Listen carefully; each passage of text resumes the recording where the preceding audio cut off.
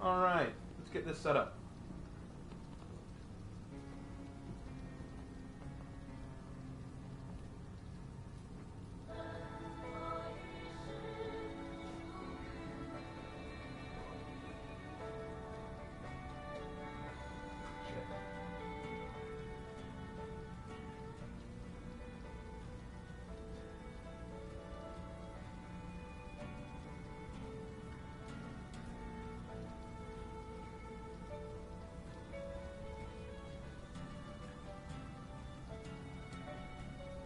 I haven't made an official thumbnail for this yet, so I'll need to do that.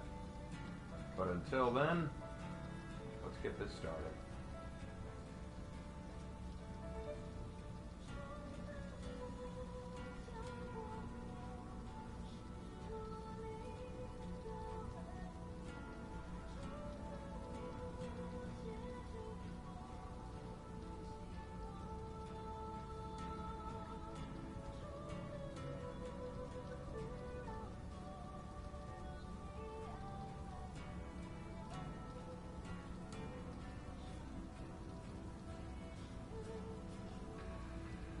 Alright, that should do it.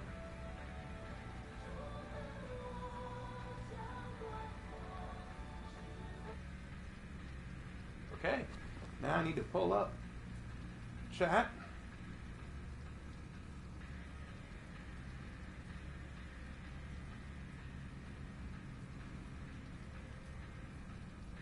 Alright, here we go. Got it up. Okay, got chat up. Awesome. Sup, guys? What is up? How y'all doing?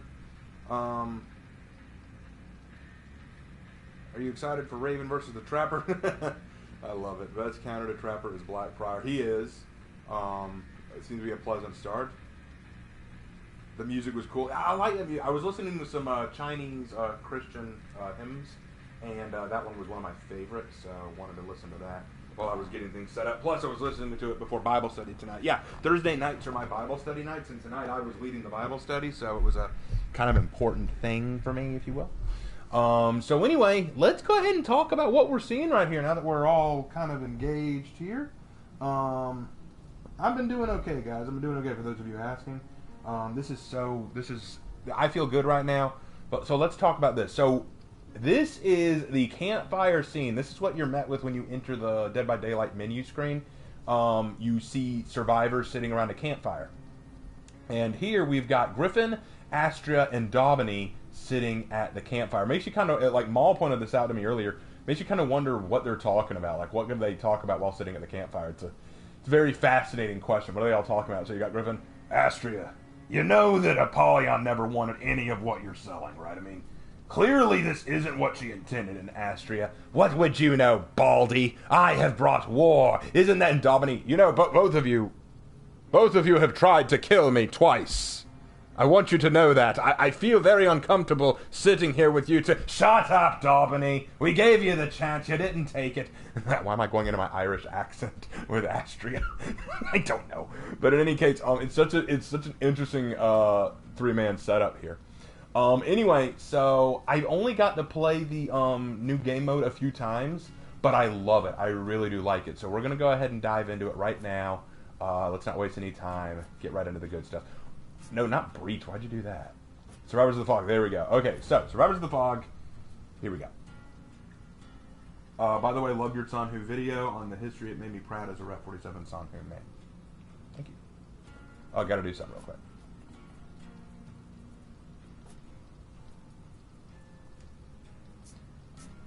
There we go. That way I don't annoy the heck out of everybody. So let's start things off by going Warden, because I want to show you how Ruth looks. Ruth got an update. Check out my Ruth. Check out our beautiful Ruth. Everybody, I love how much y'all have fallen in love with Ruth. That is so awesome. Like, I created Ruth for fun, but now everyone really likes Ruth, my Warden. Who is, for those of you who don't know the backstory, Ruth was born in Valkenheim. She was the daughter of a Viking clan, but her clan and her village were destroyed by a crusading force of knights, and when a Conqueror was going to kill her too, she was stopped by they were stopped by the Wardens, and the Wardens protected her, and she followed them back to Astria, where she trained under them and became the first Nordic Warden to join them, and they changed her name to Ruth because it fit. Because in the Bible story of Ruth, Ruth was a foreigner to the Jewish lands, and when she came to Israel, she was a foreigner and was not trusted, but she found salvation amongst the Jews. So she changed her name to Ruth because it fit her new lifestyle. So Ruth is my female warden. A lot of people like her character, so I enjoyed creating her. Oh, great. We're already starting off here, huh? We're not finishing that.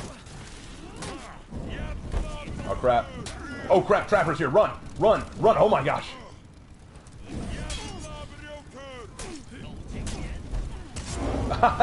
Thanks, Trapper. I appreciate you. Thanks, Trapper. It's the Trapper. Oh, crap. Oh, crap. No. Orochi. Why? Light it. Light it. There it is. I knew you throwing a light. There you go. Anyway. Ruth is best girl of the war. Yes, she is.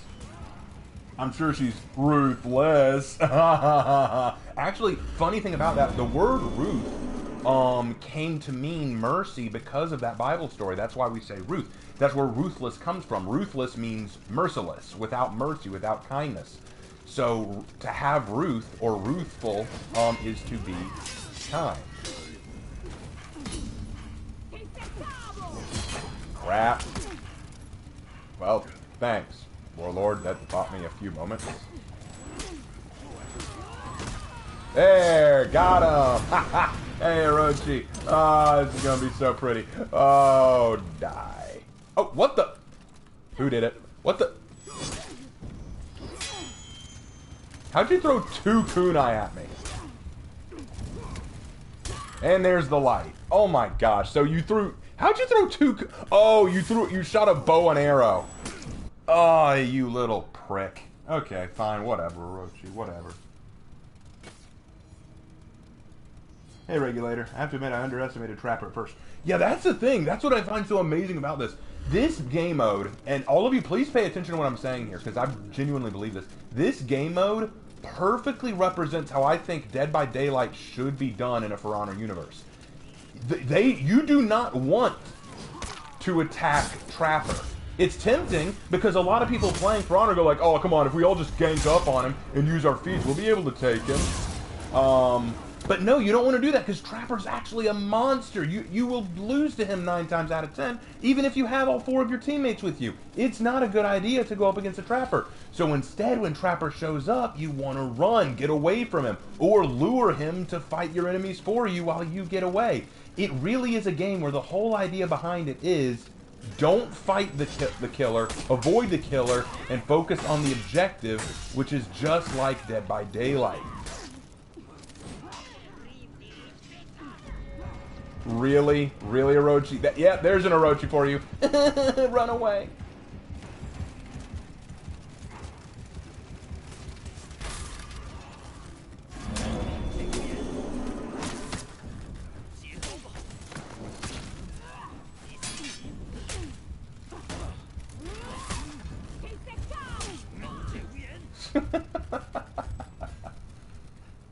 Oh, boy.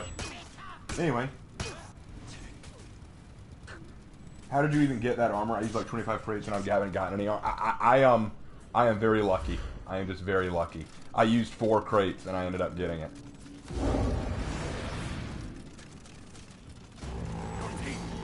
God, it had to be 2 Orochis too. That's what I hate about it.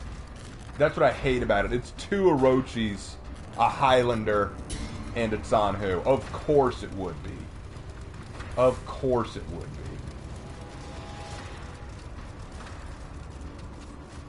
I'm going to sneak around to see. Hopefully we'll be able to catch back up.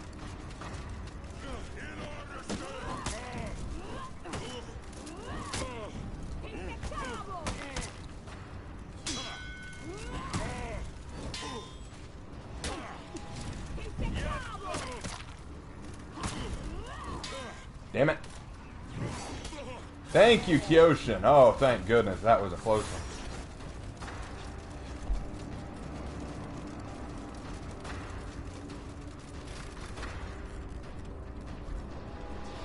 And come on, come on, come on, come on.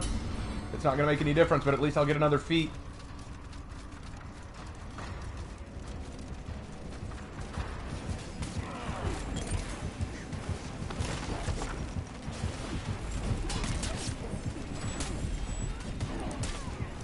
Thank you, Trapper. I really appreciate that. I really appreciate you, Trapper. You're a buddy. And I'm sure that Orochi's going, wait, what? That's not fair. Oh, that was hilarious. I know we've lost this one, but that was such a good turnaround for me. Alright, now they're all going to come to me. That's already a given. But I'll fight to the last. There's no other point. Hi, Highlander.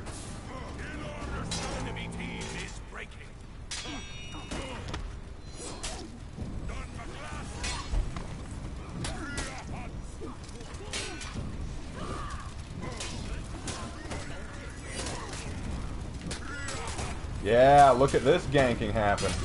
Yeah, y'all are so good.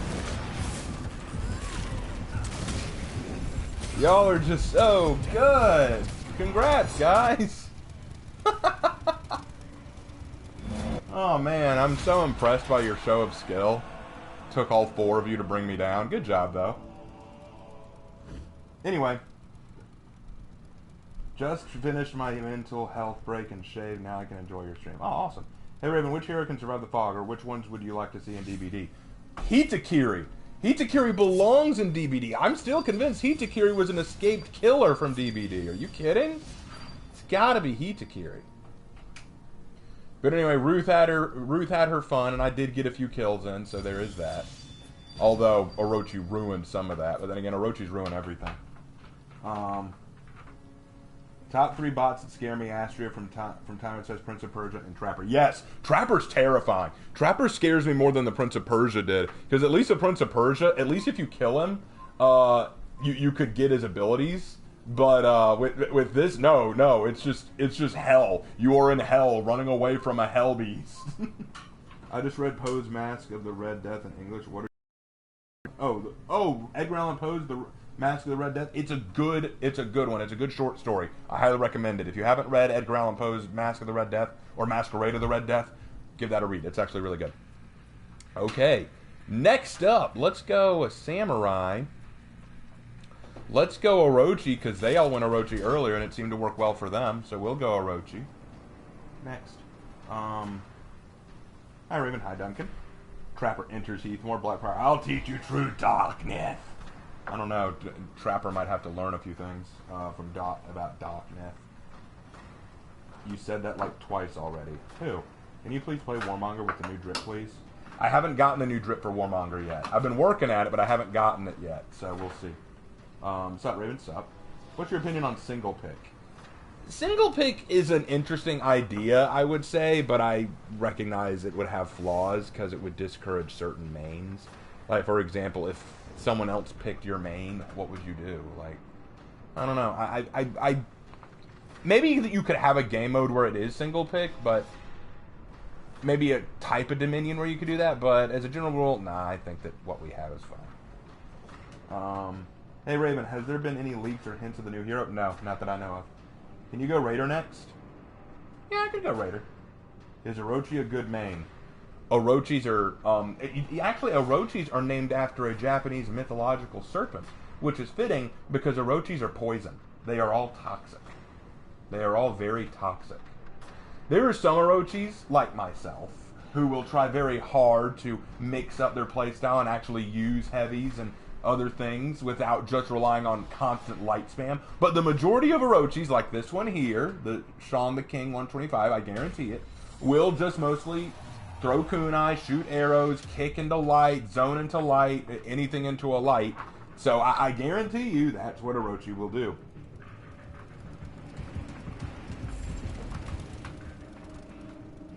Why the fuck is Shaman not getting the hag skin? That is a good question. Why didn't they give Shaman the hag skin? That would have fit so well. Why not? It's like they're just not thinking. They're not using your brain. They also melt.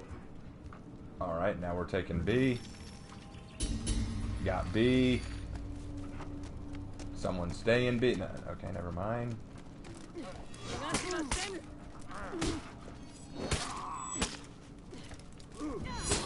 Dude, what is up with your trident?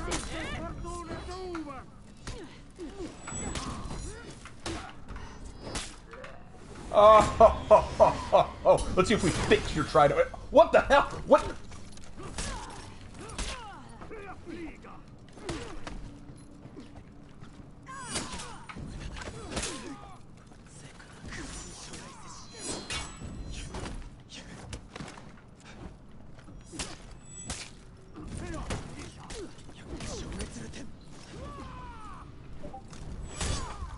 Damn it. Whatever. Anyway, where was I? Every Orochi I face always light tunes. Of course they do. Who screamed in the background? I don't know what you're talking about. I didn't scream. Maybe you're hearing the ghost. It's the ghost. Gladiator rejects logic. Ah, crap! Ah, I fell right for the trap. Right for the trap. It's kind of the point. Yeah, it's Trapper's thing. Here comes the Trapper. He's gonna catch you with a trap. Here comes the Trapper.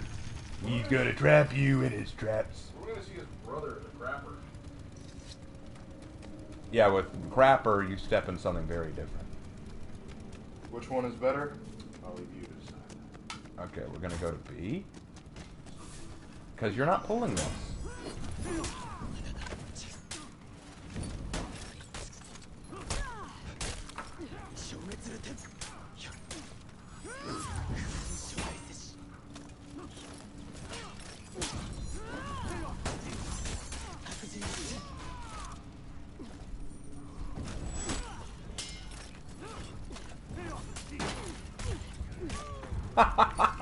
Just flail, man. Just light, save me, lights. God, Conquerors. Here's the thing. I hate Conquerors only because I'm not good at playing as Conqueror. Like I'm actually really shit as Conk. But every other Conk I fight is usually God tier, and I can't do anything about it. That's what sucks. That's how I feel about every assassin. Alright, I'm sneaking around to C. I haven't seen Trapper all game. That's concerning.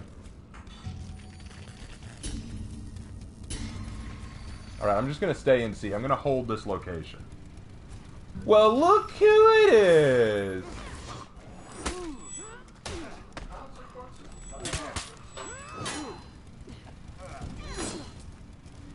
You got your stamina back quick.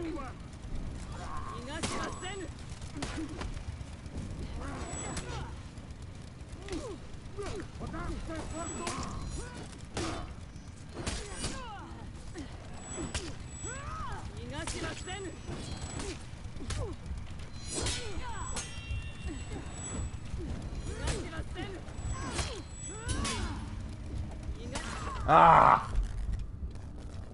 If I hadn't fought that Glad first, I would have had him. Ooh, I got $5. Would Apollyon be a good killer in DBD? Probably not, because I don't see Apollyon taking orders from the entity. In order to be a killer for the entity, you've got to be willing to do what the entity wants, and constantly offer up survivors and their fear. Oh, look over there. All four of them ganking on one person. That is not the way to do this game mode. Yeah, see, even he figured it out.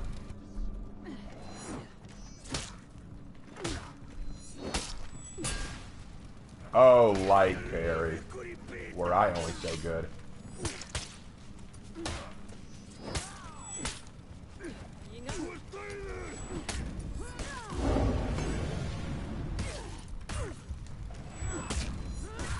Gosh damn it!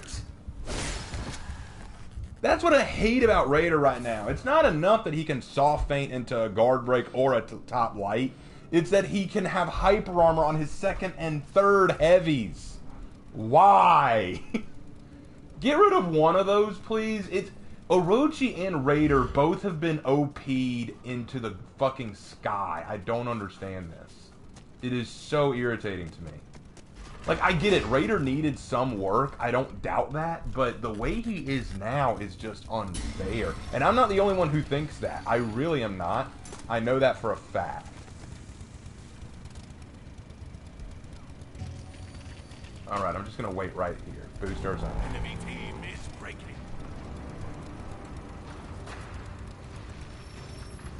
Hi, dude. And you're dead.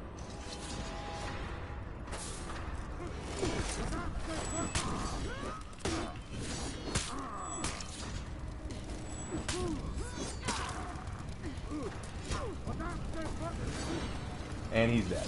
Victory. And that is a victory for the toxicity.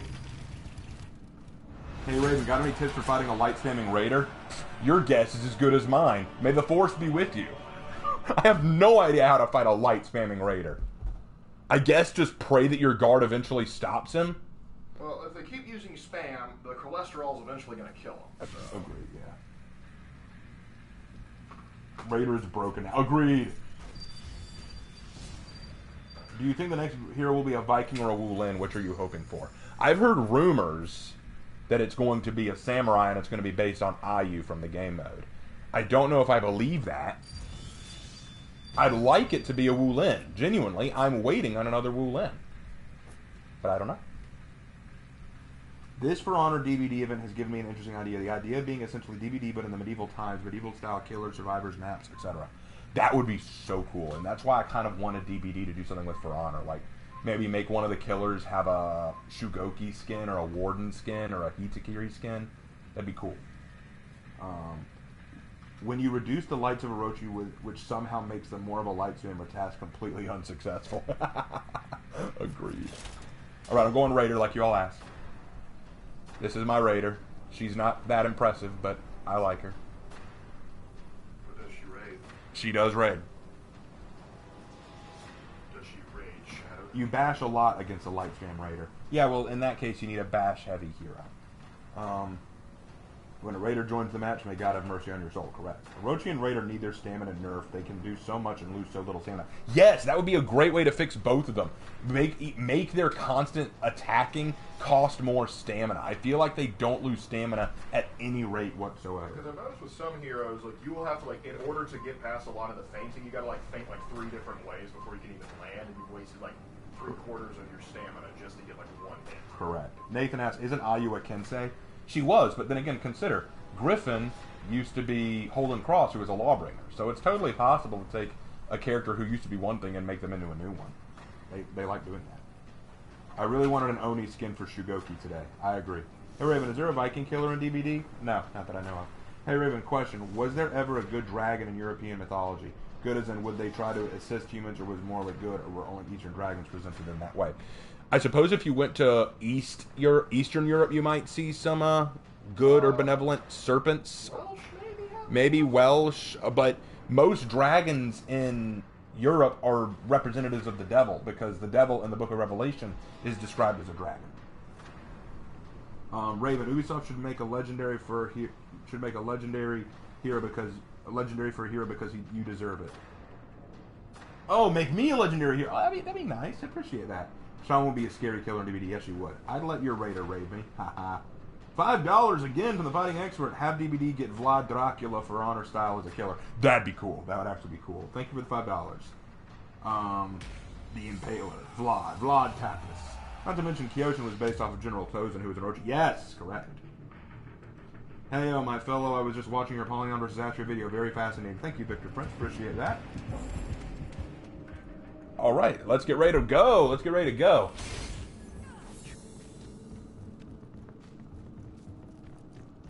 I'm going to A first.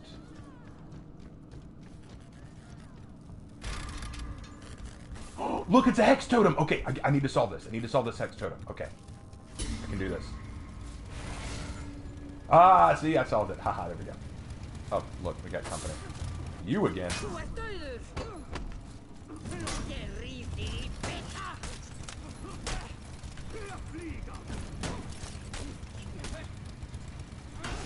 What the heck?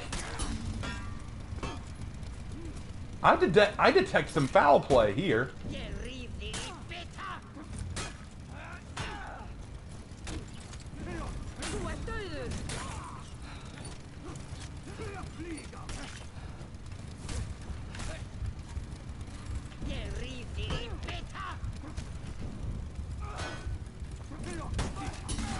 Okay, I don't know what happened here. This Conqueror, what the hell? That Conqueror. Y'all saw that, right? Somehow he was able to anticipate every one of my mix-ups. That doesn't make a lick of sense. Like, he not only light parried me, he knew exactly when I was fainting. But, okay, I'm not saying he's cheating. I'm just saying that is scary.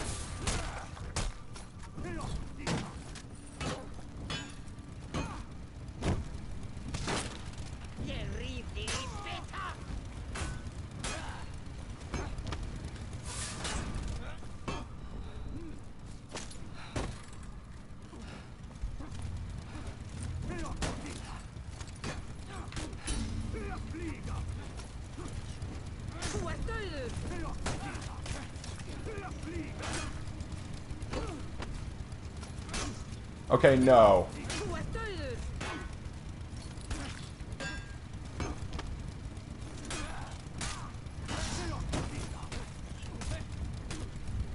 What the hell? He just, oh my god, are you seeing this poor shit? Oh my. Hey Raven, how do you feel about the number of subscribers that join your order? I'm overwhelmed by the amount of support I've gotten at this point in my career. It is so fascinating to me. And no, I'm not going back to that Conqueror. There's something weird about that Conqueror. I don't know what it is, but I have been killed each time I go near him. He's either too good or is hacking in some way. I don't understand how he's able to anticipate each move. How there was one moment where I knew I had guard broken him. He had went into his all guard, I guard broke him, and he still somehow countered me. I don't know how he did that, but it didn't make sense.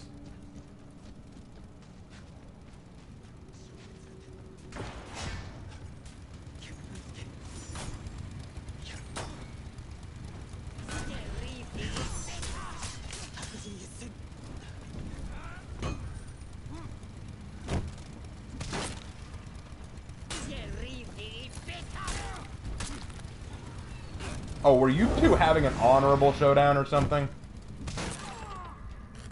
Is that what that was? Is that why you stopped helping?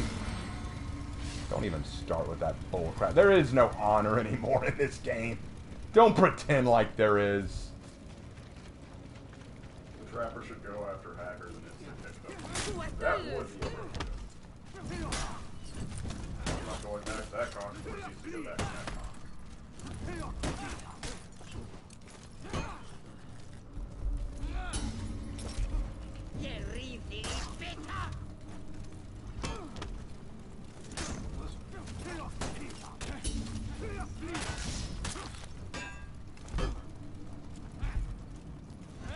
Bye.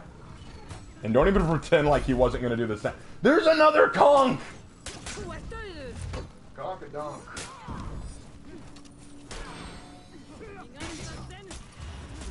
People are speculating that he might not be hacking, maybe he gets terrible ping.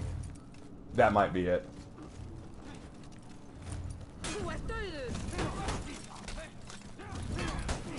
Anyone want to help? Teammate? Anybody?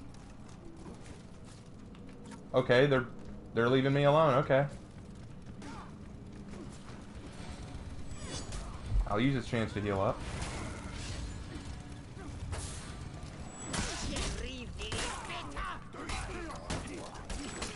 Raven, do you have any cooking tips? Depends on what you're cooking.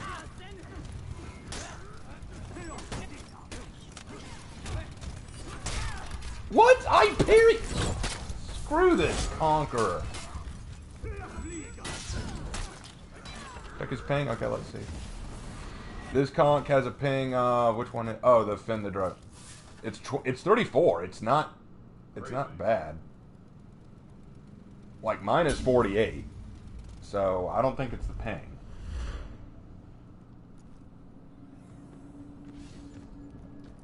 Alright, well, let's hope I don't run into him again, because I'm not doing well against him.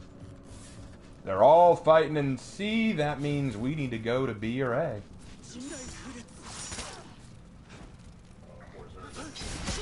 I have no sympathy. Well, no, he ganked me earlier. I don't feel bad for ganking him right back. I have a fire flask. Where is Trapper? He ran to C. There he is. Hold on. Here, catch. Conk. Oh no. No, Trapper! Trapper, leave me alone. I love you, Trappy.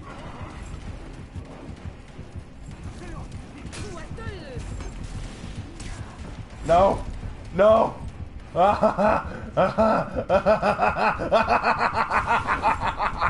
Later. I'm going back to see you, loser. Woohoo! Oh.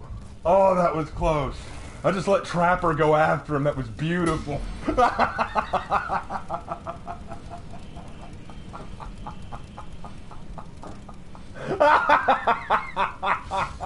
That's why I love this game mode. Oh, in any other situation I would have been toast. That turned so well to my advantage. Oh, that was glorious. Hey Raven, how would you make the Teenage Mutant Ninja Turtles if you had a chance? I would drop ooze on them, which makes them from normal turtles into Teenage Mutant Ninja Turtles. That's how you make Teenage Mutant Ninja Turtles. Oh, how would I write them in a story? I don't even know. Like, I like the Teenage Mutant Ninja Turtles as they are. Like, how do you make the Teenage Mutant Ninja Turtles better than they already are? They're already top tier. I would just go back to the way we did it back in 2003. Agreed. Oh, Trapper's back, and he's in B, and he ain't happy.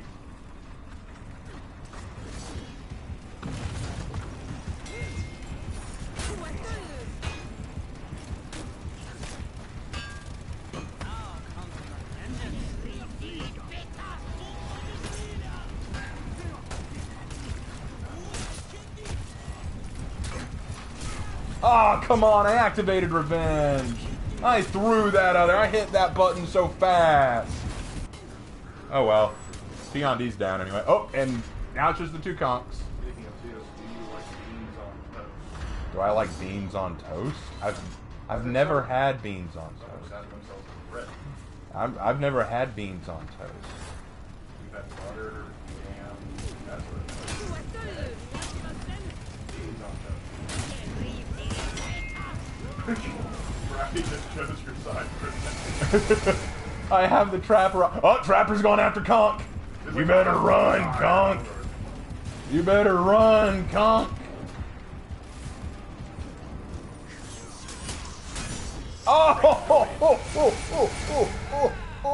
Oh, good fight, good fight. What a brawl. That's how elimination should be right there. That's the kind of insanity I want in a For Honor game mode. That was amazing. And look at the score too, like so few kills. This game mode is not about getting kills. It is totally about surviving, trying to keep away from the killer. Oh, that is so much fun. This is such a good game mode. I agree with Marco Yolo's title of his video. I haven't had the chance to watch it yet, where he says, "Is this the most fun game mode yet?" It just might be. It is so addicting. It is so much fun. The fighting expert donated $5, sees Trapper go after the conk, proceeds to laugh like Ganondorf. As soon as I saw him go at it, I was like, So, that was funny. your plans on conquering Hyrule, sir? My plans on conquering Hyrule, it will fall quickly. If their best chance of survival is Link. I don't... It's simple. We start with the Nintendo shareholders. Ooh. But thank you for the fighting expert. Hey Raven, play as your most hated character. Who's my most hated character, bro? That would either be Glad, Aramusha, I ain't doing Aramusha. or I think probably your most hated, the one you play the least would probably be Glad. I really don't touch Glad that often. All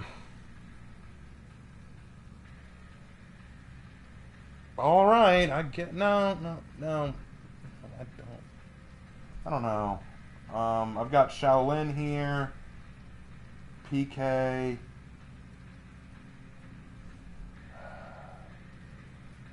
Let's go PK. I'm feeling PK. Hey Raven, what do you think about Warden's new breastplate? Did you not see Ruth earlier? Ruth is wearing Warden's new breastplate. I actually like it. I think what I like most about it, though, is the cape on it actually is made of what looks like canvas, and it looks like padded cloth, so I actually think it would be more effective. Raven Knight, would you make Legend of Zelda characters in this game? No, I would not. How are you doing, Lark? Can we expect a video from you in the near future? Yeah, Lark, can we expect a video from you in the near future? Okay, here's the deal. I am still working on the New Vegas video, but you have to bear with me. My recording software hates New Vegas, and New Vegas hates my computer. So I have had to deal with a ton of crashes, and so that prolongs the process, because getting the video footage from the game is the longest process. I have pretty much the whole script written, and I could record it today, but the problem is getting all the footage and the edits I want is just taking much longer than I anticipated, because Fallout New Vegas is a buggy mess. Well, there you go. Also, let me say this while we're on the topic of the game mode. I don't like this loading screen, this stare-down screen. It's just the screen for the season, and I wanted there to be a Halloween kind of theme. I don't know. Maybe not necessarily what we had for Fangs of the Otherworld, but maybe just like add some hooks in the background or something to make it a little bit different. But I was kind of hoping for that, but here's hoping. Also, I'm really hoping that they, at least for a limited time, bring back the executions from last year. There are a few that I want to give to other characters. So, Justice till Morale says, "Hey Raven, I just got for honor." Hey Raven, I just got for honor. Okay, so a couple of tips. First of all, play the story mode, but don't treat that as your practice. Go to training and go to and just practice your heart out. Do a lot of practicing, and don't be ashamed to play against the AI. Playing against the AI teaches you muscle memory. It teaches you the basics of each character and teaches you their movesets. I wouldn't start with assassins yet. Assassins are much more difficult to get the hang of, particularly ones like Gladiator or Orochi. I would work with more basic heroes, like go with someone like Griffin, Warden, Warmonger, Raider. These are all going to be very basic characters. They're the vanguards. Oh crap. No, Trapper, don't play with me. No, Trapper, no, you and me were buddies. Oh! Oh! Oh! The tables turn! The tables turn and I'm running! I'm running! Oh! But yeah, like I was saying, don't be afraid to practice with the vanguards. There's no shame in that, because it teaches you the basics. Then work your way up to your preferred characters. Pick a character that really fits your playstyle, because each character is a little unique in their own way. Like, I would not play Peacekeeper the same way I would play Warden. Peacekeeper is all about getting those bleeds and then capitalizing on it, whereas Warden is about opening up with a shoulder bash and then feinting with the unblockable. There are various different ways to use each hero. Pick the way that works best for you and the hero that's going to suit your playstyle. Oh shit. Oh shoot. I thought he was lower health than he was. Leave me alone.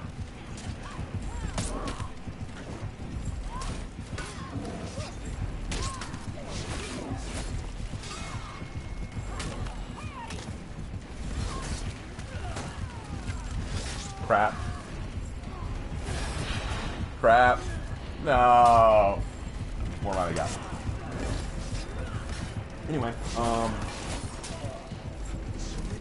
Raven gets killed for the 20th time by a light spammer. He goes full Super Saiyan God and beats the shit out of them, but they quit before he gets the kill. That has happened to me before, actually, where someone has just light spammed me constantly, but I somehow managed to beat them, and then they quit in the middle of an execution. Bless you.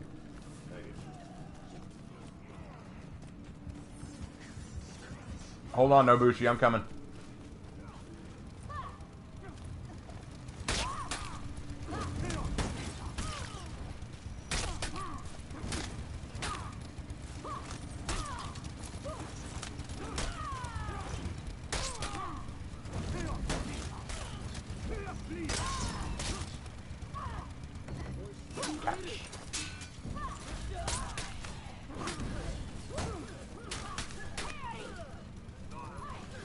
That's how you get it.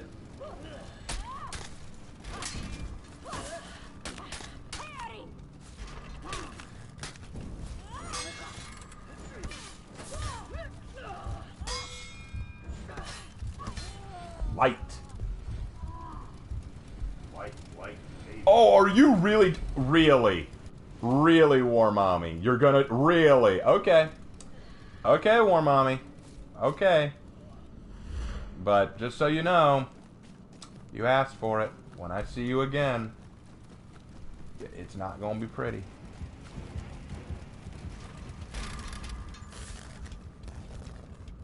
There goes Trapper. Be wary, trappers on the move.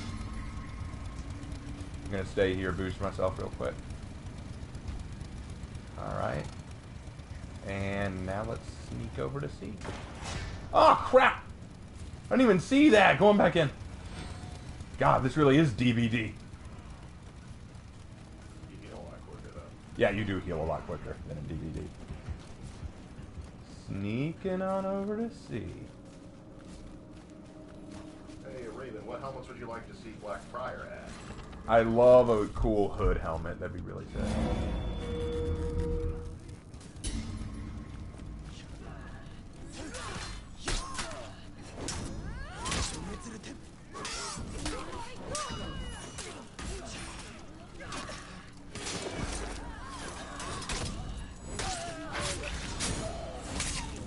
Hey, hold on, Blackfriar. No, mommy.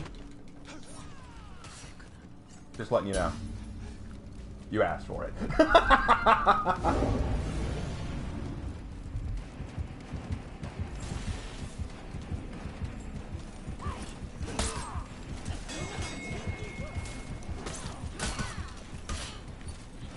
Come on, gank me up. Gank me up. Feed my revenge.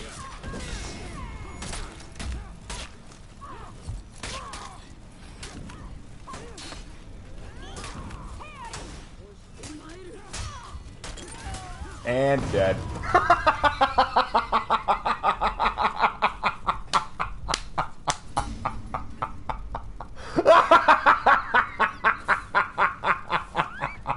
Yeah! Yeah! Woohoo! Oh, what a turnaround. Oh, PK, that was beautiful. I wanted them to gank me so bad so I could get that end result. Hi, dude. How you doing? Catch.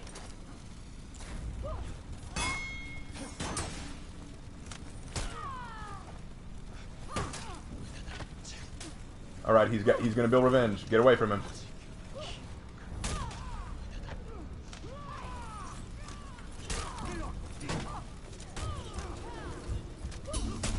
Enemy team is breaking. Alright, well, I'm dead, but at least I got the revenge I wanted so bad. How's that Conk doing, by the way? 3 kills? Okay. I've got 7. Not that I'm keeping score or nothing, you know. I like a person going, what the Conk do? What the Conk do? Hold on, hold on, hold on, hold on, hold on. Oh no, they're gonna take. Oh well, it won't matter. They won't. We won't. They'll still be breaking. What's up, boys? Hi.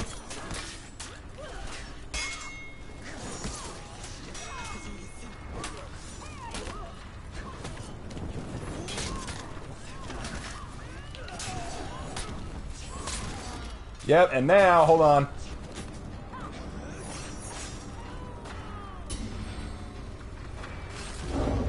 And we win. Yeah, that's what you get. And now my signature, the signature. Boom! Oh man. Oh man. You've become what you've sought. I have become my own enemy. I have become the very thing I loathe. Oh God, it's so dirty. I feel dirty. Oh, that was beautiful, though. You can't deny that was beautiful. that was gorgeous. I haven't been able to read my chat, so once I rewatch this video, I'm gonna have to read through the chat and see what everyone's saying. Let me pull out real quick, do some edits of my heroes, and then I'll go back in. And don't worry, I'm also going to do some Dominion and a Breach match, as I always do, but I had to do more of that. What's up? Just looking at comments like, did Lark leave the server? No, I'm still here. No, he's still here. He's just doing his own thing in the background. And everyone was asking me what I think of the Warden's new chest plate armor. I love it. Look at this. Look at this thing. Looks great. Ruth is looking awesome. Ruth has some drip. Ruth has some drip. And to answer your question, an Ottoman Griffin, yeah, it'd be kind of cool. They'd probably have to go for the Janissary look. But then we're going to have to start asking questions like, where's his gun then? Where's the gun? Come on, load up. I thought about giving Raider the Trapper mask outfit, but I did not. I might still. I don't know. I'm still thinking about who should get that. I know who got the Huntress outfit. Yeah, I already got that one. That one wasn't a hard one. Okay, let's go back in. Anyway, types of question that I'd like to hear Raven talk about in the chat. Start spamming the comments, boys. Oh, sorry, Mal. What was your question? I'll try to... Oh, sorry. I didn't mean to moderate somebody. I was trying to tap down on the screen so that I could see what I was reading. If I accidentally moderated you, I apologize. Just enjoy the privilege. But, Mal, what was your question?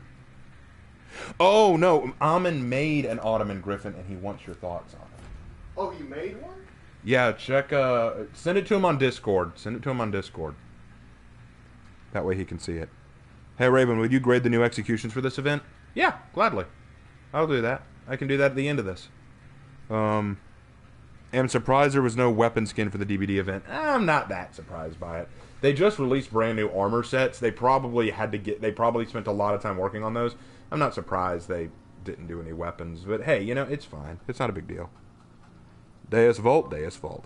What if we got a new killer each week of the event? We got a new killer in the game mode with Trapper the first week, Huntress the second, and Oni the last week. That'd be cool, but I don't think they're going to do that. What do you think of Peacekeeper's plate armor would it be effective for the job she does? You mean what she has now or her new stuff? Because if we're talking about what she's wearing right now, the funny thing is this actually looks good, and it looks more accurate to what medieval knights would wear, minus the hood, of course. And the gold trimmings. And the gold trimmings, but you know, you got your Gamison style padded armor. You got a shoulder pauldron protector. You got greaves. That's usually what you'd have for an early century knight. You know, that would look actually more accurate than what you'd expect. So I think it would be fine. I just think that she should get a helmet and then she'd be good to go. You know. All right, so let's go. Bless you. Are you okay? I've been having like hay fever all week, man. Yeah, I need to get that looked at, bro. Okay, since everyone on my team is going Samurai, I will go Samurai too. And I will go Kyoshi. No, Hitakiri. Let's go Hito. Let's go Hitakiri. Because if we're going into a Dead by Daylight event, we have to play as the Dead by Daylight killer. Hey, Raven, do you think PK's one-handed crossbow will be an effective battlefield weapon or an effective weapon in general? Sure. Crossbows are effective. One-handed, it's not going to have as much puncturing capacity, but still, it would be effective. Hey, Raven, what will you think story mode DLC? I love that. San Wu? Raven, on the armor scale, where would you place Gambison? Gambison is actually quality tier armor. It's usually pretty light. It's very effective, far more effective than what people think. It's not going to stop everything, but it would actually be very effective in most like light arm circumstances, like with light swords, daggers, stuff like that, clubs. It would actually provide more protection than most people assume it would. Most people look at it and just think, oh, look, a thick shirt. It's a thick sweater. It's not going to do anything. It would actually do more than you'd expect. So I would put it mid-tier. It's actually very effective stuff.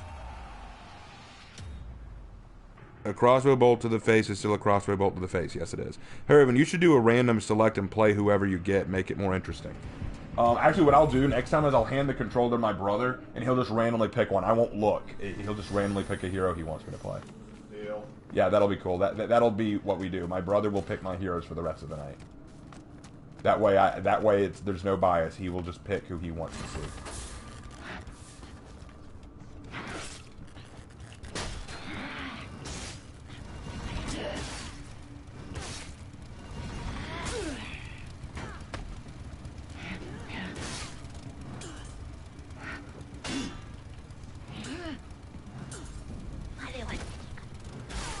That is what it feels like for a killer to face a survivor.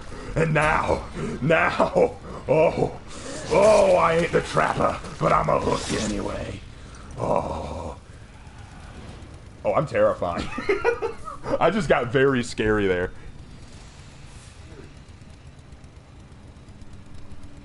That got very terrifying. Who else got a little scared by that right there? Who else got a little scared by that Hitakiri play? That was actually very terrifying.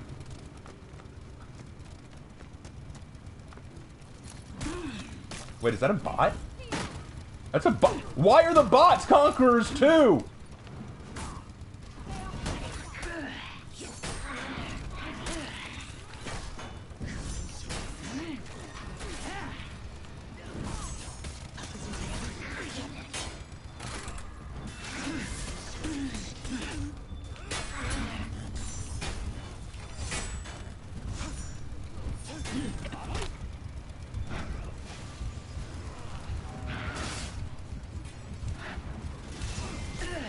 Okay, I asked for that one. I asked for that one.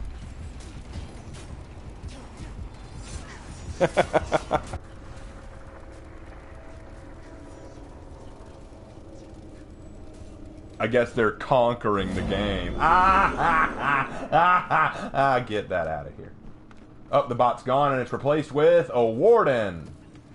Okay, so no conquerors on the team this time. This time it's going to be a little bit more lack of conqueror. Where's Trapper?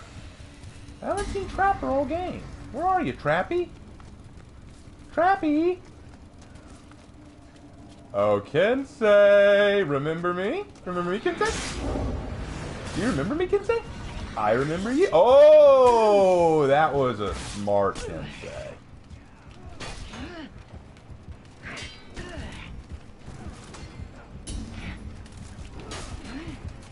Warden, why are you trying to distract me? Oh, good move. Good move again. Okay, so he's gone into just deflector mode.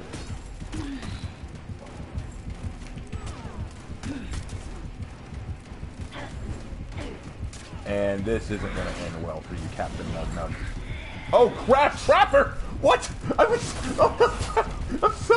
I'm sorry, Trapper. Oh, please, no. I didn't mean to steal your thunder. Please, Trappy. Oh no, no.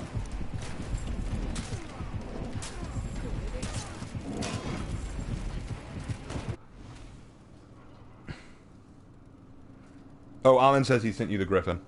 Oh, did he? Oh, okay, I'll go check.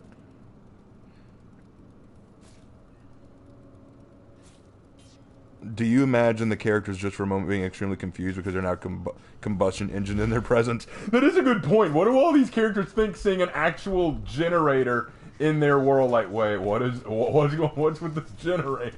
What is this strange device? It looks pretty good. I like it. The only thing is, like, the fringes on the bottom part of the armor don't look quite as well. But other than that, yeah, I can totally buy this thing as necessary. Though the lack of headgear is kind of distracting to me. But as far as what the Piranha is, yeah, it's pretty good. That's pretty close to it. Hold on a second, Aramusha. I need a little revenge for what you did to me earlier. Trapper, no! No, Trapper!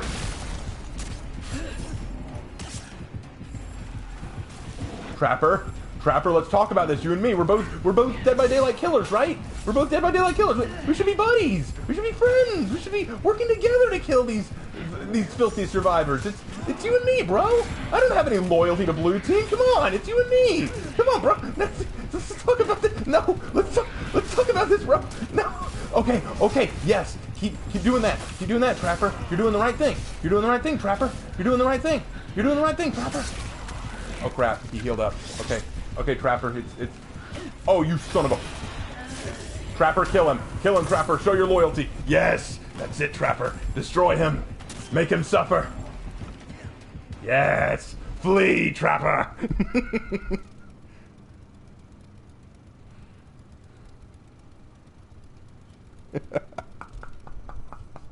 This is why I love this game mode. It just turns into a nightmare. This is so fun. This is so much fun. This is the most fun I've had in a For Honor game in so long. I almost said DVD game. Where you going, Kyoshin? Where you going, Kyoshin? You running away from me? Yeah, you better be running away from me. You better be running away from me.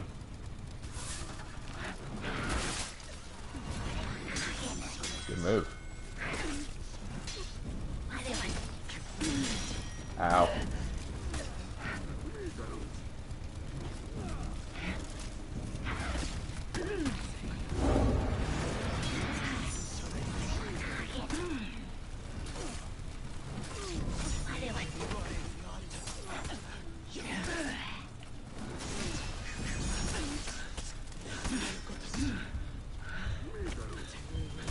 Damn, Warden.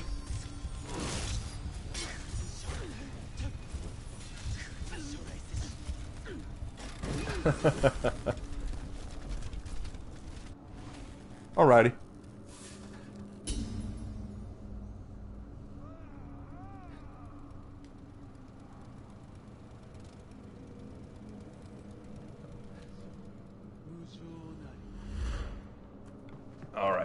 go, here we go, here we go, here we go, here we go, here we go. Maul is apparently sending me something, but I haven't had a chance to see it.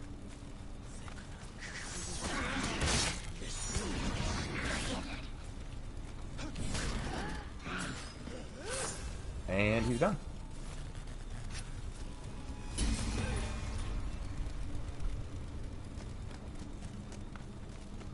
I'm gonna go to B because Warden's there.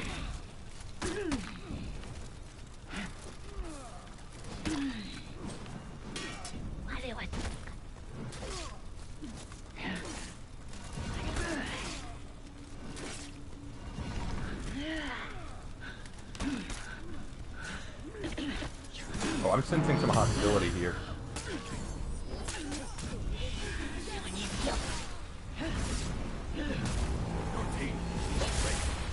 And that took care of him. Alright, someone go back to C and take that back. In the name of the Emperor.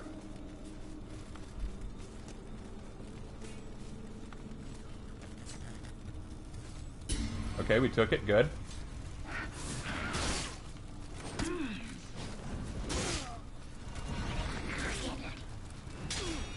Ooh, he light parried me. I don't know how they do that. I've never been good at light parrying. What the? He did it again? What? Your team is ready. What?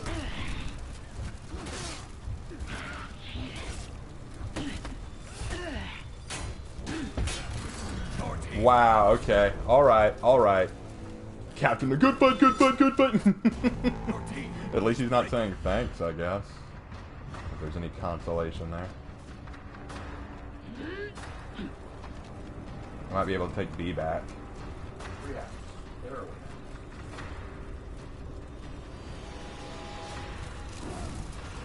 Okay, I get it. You don't like me? Leave me alone, Warden. And you... What? Both of you? What? Yeah, run away like the coward you are, Aramusha. Run away like the coward you are. Oh, until I run out of revenge, that is. Yeah, of course. This is why I don't like Aramushas either. They're all banes of existence. You have stupid hats, you have stupid outfits, your weapons are stupid. You know, you're just stupid. And you have lost your samurai status because you lost dishonorable. I've noticed that a lot from Aramusha mains. When things get rough, run away. Actually, I noticed that from a lot of samurai. Shinobi, Orochi, Aramusha. When things get rough, run away! Hitakiri woke up this morning and chose violence. Yes, she did. Who's your DBD main? I play Spirit and Oni the most, but I am apparently really good at Pinhead, so I play him a lot recently. But Spirit was always the one that I was best at.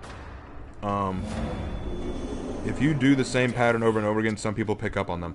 Well, I don't always do the top light, but each time I did it that time, he just knew.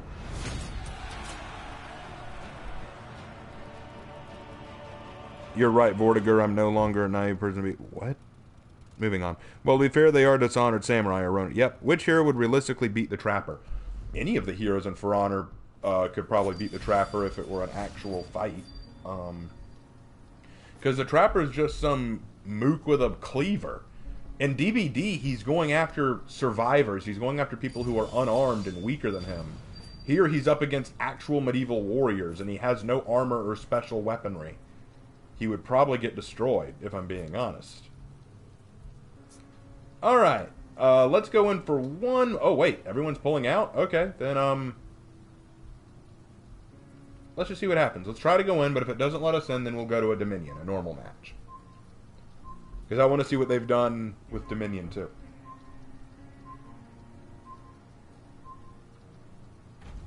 Okay, so, no dice. Alright, let's go to Dominion, then. Nope, not Breach. It's not time for Breach yet. We'll close the night with that. This is the first time I've ever seen 4v4 Dominion on just high activity, not very high activity. So clearly the new game mode is a lot of fun to a lot of people. And you can't argue, oh, it's not that, it's that you get more. That's what a lot of people said. I argued that apparently the testing grounds were really good because a lot of people were playing them. And people were making fun of me for saying that by saying, oh, well, lots of people are always going to play it if you get more XP for it. And while that may be true, what's your defense here? What's your argument here? You know? Oh, yeah, you need to pick my hero. Okay, well, I'm not going to let. Oh, okay. Pick my hero. I'm not going to let. I'm covering my eyes. I'm covering my eyes so that I can't dictate. All right, bro. I'm leaving it to you. Okay, you picked? I have picked. Okay, I'm going to open my eyes. Ah, scent. Okay. I believe what you mean to say is signature. And you gave me skull mask scent. Okay. Okay. We can work with this.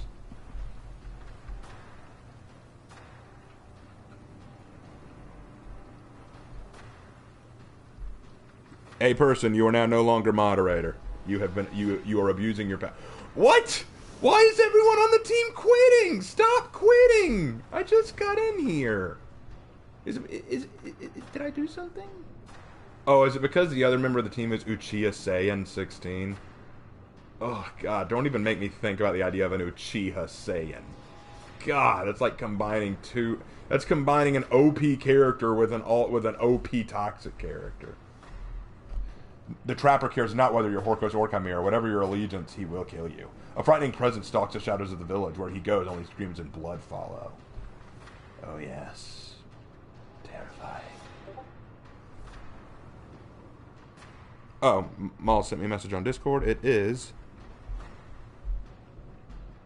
Oh! Well, I haven't seen that yet. So once I see it, once I get the chance to take a look at it further, I will answer that question. Who would win between Shugoky and Oni? Well, Oni has a katana as well as a kanabo, so he's got that going for him. But Shugoky do have that high... Oh my gosh! Ready to drink mead in the great hall? Wait, what? No, that's the wrong line. That's the wrong line. That's the samurai. They're all wearing the Oni masks. And he just said a Viking line. He said, ready to drink mead in the great hall? You said the wrong line. Game? Stop screwing up. Anyway, I think it's cool that they gave them all masks that fit. That's pretty sweet. You captured Zone C. All right. Oh, we've got company. It's a JJ.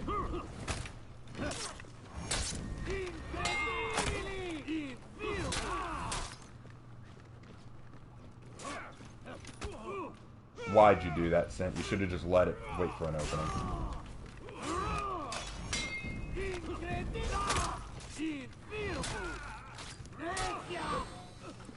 There you go. Wow, thanks. Are you saying you wouldn't have done the same thing, Savage M. Wolf?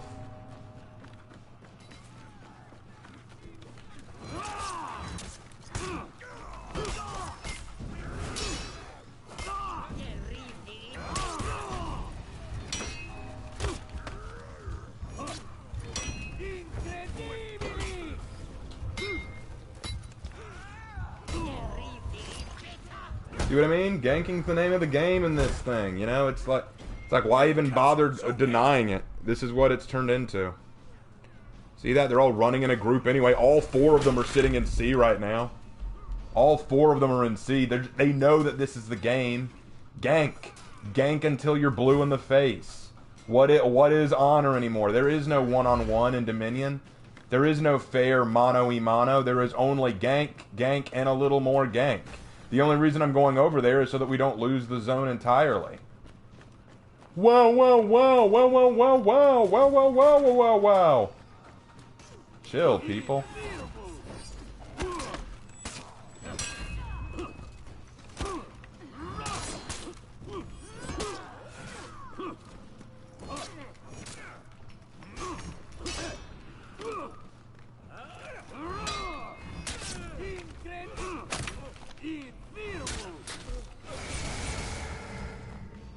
I got him, bro. Move on. I got him, bro. Move on. Got him. The name of the game is gank. Anything less is unacceptable. Am I right, fellas? Let's clear out these trapper wannabes.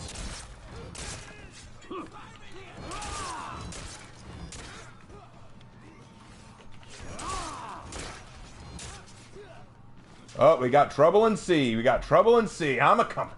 I'm a-coming. Rome is on its way. Rome's a-coming.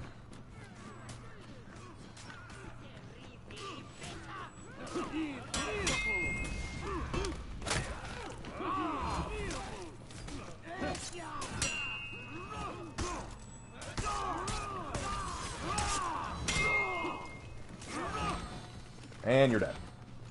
Moving on.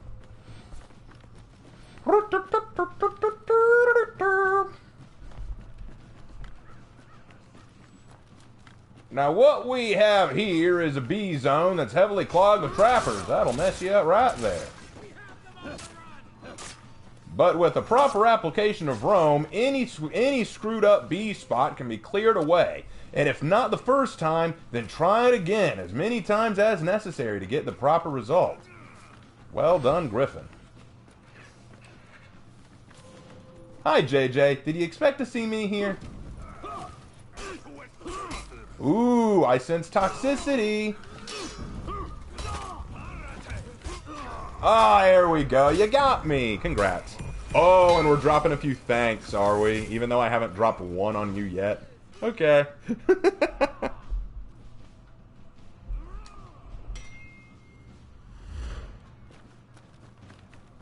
Hang in there a little longer, outro games. I'm a-coming for you. Oh, he's dead. Okay. Well, then I'll go up there anyway. Buy some more time. Well, hey there, JJ.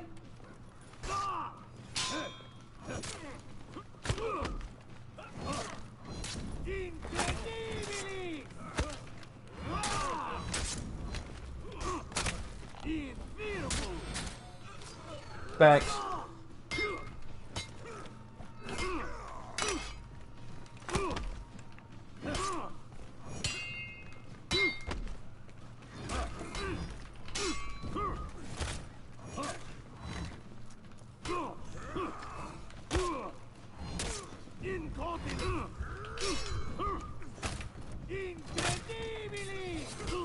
There he goes. It was a pretty close fight, though, I gotta admit.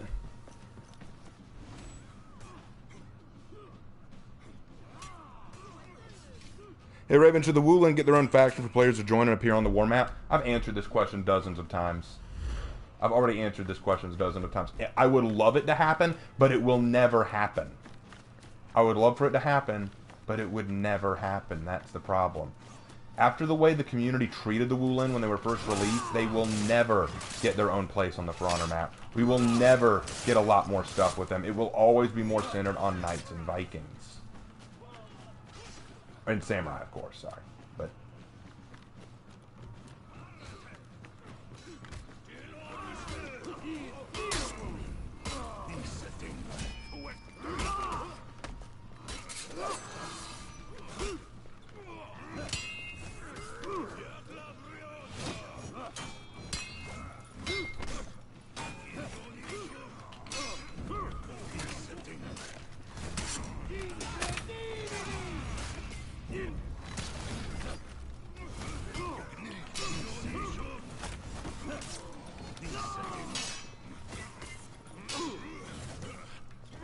You captured Zone A.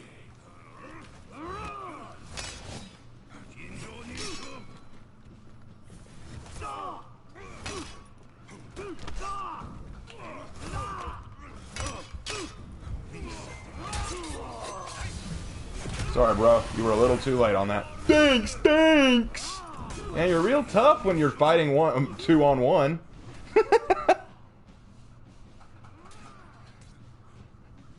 What happened when the Wulin were released? Okay, I guess I better go into this again. When For Honor released Marching Fire, they tried to update the game in a big way. Not just with releasing the Wulin, but releasing all kinds of new updates to graphics, fighting mechanics, and all that crap. They thought that this would be a big bolster for the game because the game had lost a lot of its player base due to bad connection issues. They thought introducing a new faction and fixing some of those connection issues would bring people back to the game. It did not. In fact, a lot of people got really angry for some reason, saying, "Oh, we didn't want a new faction. We wanted balancing updates. We wanted new Vikings and Samurai. We wanted..." And they absolutely despised the Wulin. They treated the Wulin like some kind of sin. And they were claiming that Ubisoft didn't care what they wanted and blah, blah, all that horse crap. So after that, I guarantee you, Ubisoft said, "Wow, so releasing a new faction was a bad idea, I guess. All right, well, there's no going back on that. It's not like we can take the Wulin out of the game, but we learned our lesson. No new factions, and we're not going to waste a lot of money on new Wulin stuff." That's why the Wulin have been given so little. Since their release, they've only been given 2 maps. One, and none of them a Dominion map. One's a Breach map, and one's a dueling map, or a brawling map. So they haven't even really released anything especially new, and they've only gotten 1 new hero, whereas all the other heroes in For Honor beat them by at least 3 heroes. So the Wulin have greatly been shafted, and I guarantee you that wasn't their initial intention. I'm sure they wanted to do more, but think about it. What else have they gotten? Think about some of the new universal executions that were released. There was the catapult execution for the knights. There was the arrow storm execution for the samurai. There was the spear execution for the Vikings. What did the Wulin get? Nothing. They got nothing. There was a rumor that they were going to get a pistol execution. They never got it. They never got a firework execution. They have gotten almost nothing unique to them. And I think it's because the developer said, "Wow, so people really don't like the Wulin, huh? Okay, well, in that case, we're not going to do anything new with the Wulin. We're not going to release any new factions. We're just going to focus on the factions we have." Hold on a little longer, bro. I'm coming.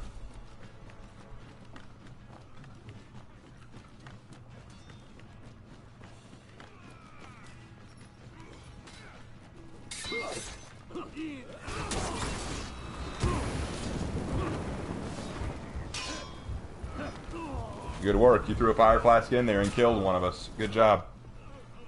You're still breaking. So anyway, yeah. So when the Wulin were released, because that's the thing, and I hate this, For Honor has a long history of toxicity, not towards the game itself, but towards the creators. Whenever things aren't released at the rate or way that the community wants, they just lose their mind with rage. They go, "Oh, you don't care about us, you don't listen to what we want," and they still do that today. Like if a hero doesn't get edited in the way they want, or when Griffin was released, For Honor doesn't know how to release new heroes. And I hate that kind of response. I hate that kind of response because it's clear that people "Oh, it's just a money grab." Or they might be trying to give us something unique or new. All they use is repeat frame animations and it's a broken character. Well, yeah, because it hasn't been released yet and we don't know how it's going to be on release. Can we give it some time to get better? Gosh, you know, if you want the game to succeed, you need to be willing to allow it to breathe. Let it grow. Let new things happen. Let them add new things. Anyway, bro, I need you to pick my next hero when it's time. Sure thing.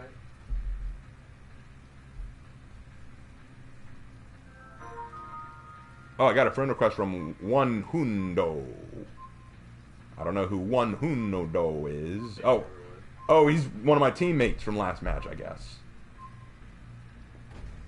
Oh, okay, we're looking for a new match. Okay, that's fine. Anyway, let's check messages. The Wulin introduction was not ideal as many heroes were still lacking and the Wulin felt like the new updated heroes exclusively for a single faction. If that's really the reason, then it still doesn't make sense. They didn't need to claim that the Wulin, because a lot of people were just saying that they hated the Wulin as an idea. Oh, anyway, yeah, pick the hero. Covering my eyes. I'm not looking.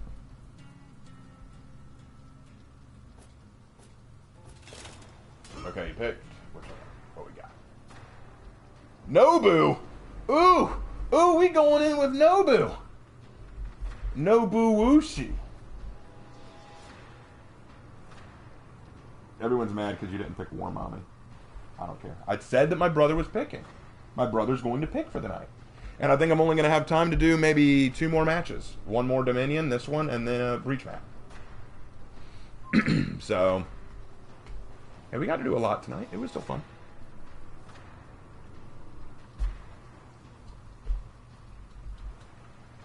Community, corruption is the most broken feat in me. Fire Flask does huge damage and leaves you burning. Yeah, literally. I think that Fire Flask is way more broken than corruption right now. I miss when corruption could just clear out Zone B. Those were the good old days. They should at least put some effort into the Wulin to put them on the same level for gaming balance. See, I love when people say that too. They say we need to adjust it for balancing purposes. Well, that's what they've been doing for a while with all the heroes. Didn't they literally just do JJ and Sanhu to help balance them out? I think one of the problems that we have is I think that a lot of people don't agree when they talk about balancing. I think that's one of the biggest problems For Honor's always going to have. When one character becomes really, really strong to the point that they're beating everyone and everyone can agree they're too OP, then yeah, we can agree that it needs to be rebalanced. But then there are some characters that people will argue and say, isn't that strong? For example, I'm still of the opinion that Kinsei and Aramusha are way too strong, but there are lots of people who say, no, they're perfectly fine where they are. And we can have that discussion. But because there's that discrepancy, For Honor doesn't know what to do. Developers are like, wait, who do we listen to? The people who say that they're too OP or the people who say that they are just fine? Who do we listen to? So they touch nothing. Right now, most people aren't complaining about the Nusha or the Tiandi or the Sanhu or the Zhongjun or the Shaolin. Most people are fine with them the way they are. And if there's a person who says, oh no, I actually wish that they would do this or this or this or that, nothing's done because there isn't enough of a feedback. What's wrong? So we're up against a Raider, a Warlord, a Valkyrie, and a Zerker. So all Vikings, huh? Now, why are you trying to hit me? Why are you trying to hit me, Tanha? Why you want to do this?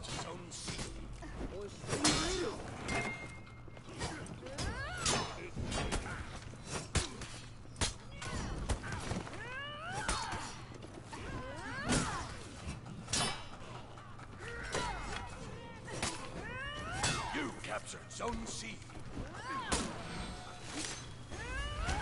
And stab. Good fight. I'm running over. Oh, I better get over to C. No one's guarding C. And if someone takes C.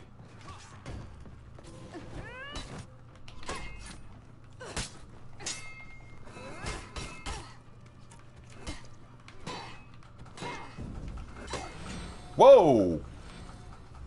He vanished. Anyway, where was I?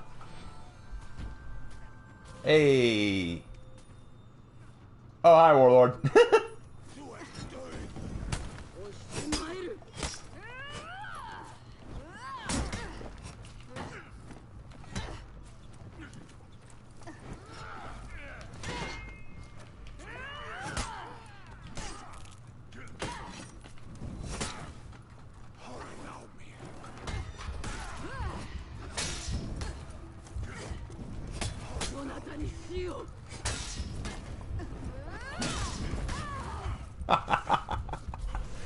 I love Raiders and Warlords that do that. They just constantly run away from you and then try to charge you to distract you. And that's all they do. They just try to charge you. It's annoying as hell. And it shows that you actually don't want to be good at the character. You just want to exploit one of their abilities. How am I doing, by the way? 1 kill, 1 death. That's decent. That's decent. I held my own against both, but then they decided to be trash. But hey, trash is trash.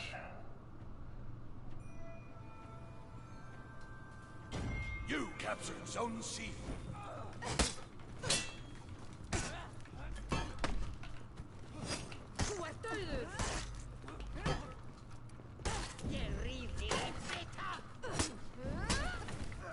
See what I mean? See what I mean? That's all he wants to do. Just charge. Yep, there it is. There it is. There it is. You're not actually good. You just want to charge people. Because you know it's a move you can do. It's pathetic.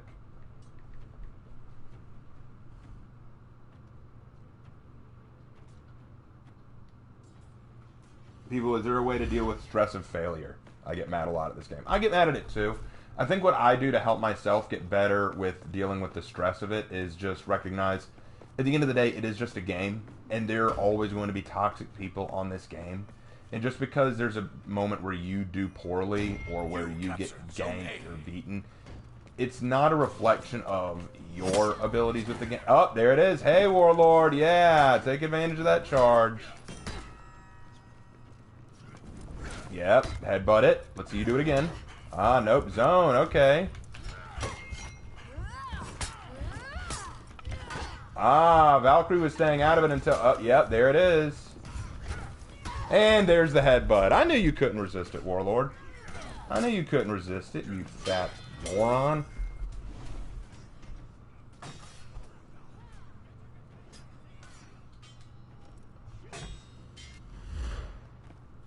Yeah, man, all three. Look at that, see? That's why you can't get too mad at it. Look at what's going on over there. They're all ganking in Zone A.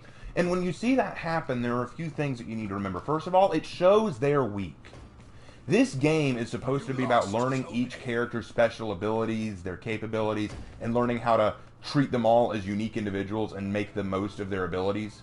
That's why I really don't like ganking if I can avoid it. I like to fight on my own. I like to learn tactics so that I can do well in a one-on-one fight. I just don't like duels because they give you... Oh, yeah, hey, you charging little faggot.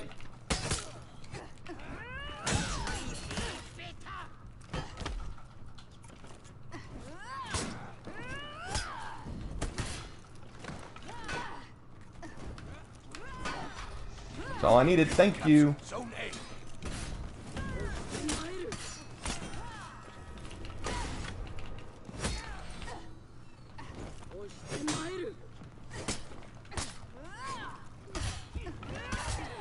Thank you, Kensei. Anyway, so, point being, the thing you gotta remember is, focus on making yourself a better player. When they gank you, or wail on you, or emote spam over you, or anything like that, remember, it's because they're weak. Not necessarily as players. They could be that too. But weak as people. They're pitiful. They are people who take pride only in their ability to beat other people in a virtual reality game. In a game of fantasy characters. That's what gets them off. That's what gives their life meaning. To be better than other people. See what I mean? The Warlord from earlier, he quit. He couldn't take losing anymore. So he pulled out. He was a weak character. He was a weak person. That's why even when I'm losing, I don't pull out. I don't leave. I don't go. Because at the end of the day, it's about upping my character's experience, getting better with them, learning and getting better. But with a lot of these people, they want to emote spam, they want to chat spam, they want to play until they have to pull out. Now this Valkyrie is actually pretty good, if I'm being honest.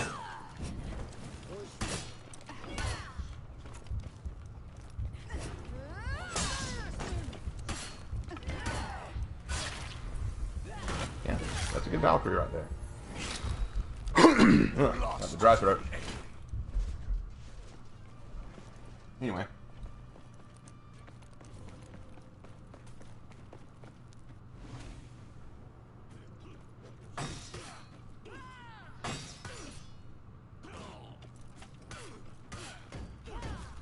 But at the end of the day, just don't... My advice when it comes to For Honor or any gaming in general, don't let toxic people get under your skin. And I'm one to talk. There are times where they do get under my skin, for sure.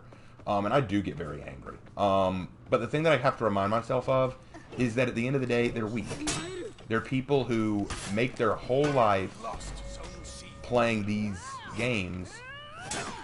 They have nothing else that gives them meaning.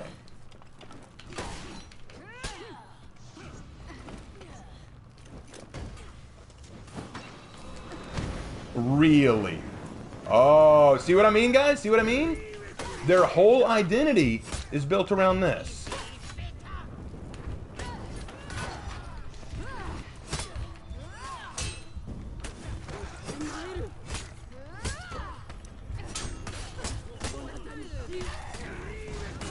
But you see what I mean by that now? These people, their whole identity is built around being better than everyone else. So they will gank, they will spam, they will throw fire flask into an empty room. They will do anything they will charge through that fire flask to try to slam you into a wall, even though it has no benefit. They're actually running through the fire they made to try to get in a kill because they are so weak as people that they can't fight fair. They can't fight with any degree of honor. That's why when I laugh at that person going, "Wow, you ganked me." Well, yeah, because that's what everyone does in this game. But I don't let the toxicity get to me as much as I used to because at the end of the day, it's just what it is. Bye. Your team is breaking.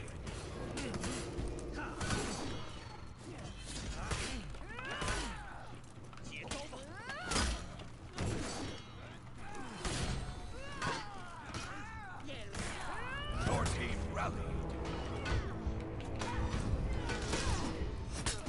Your team is breaking.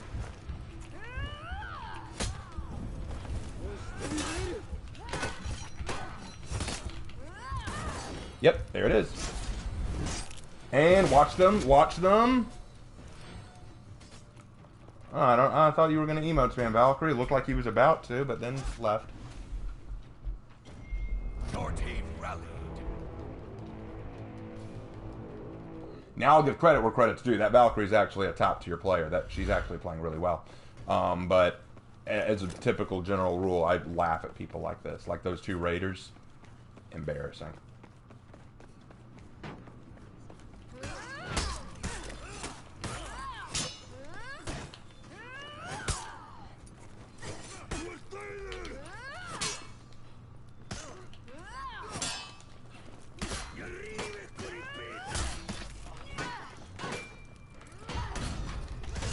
That's all I needed.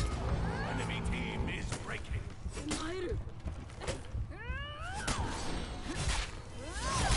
And the tables have turned because of your weakness. Ladies and gentlemen, that could not have gone any better. Not only did I prove my point as to the weakness of these players, but we're actually going to win now because of the very thing I brought up. Allow me to stroll away because I'm awesome. I'll give him a good fight. Give him a good fight. Victory. Check the chat. I can't even.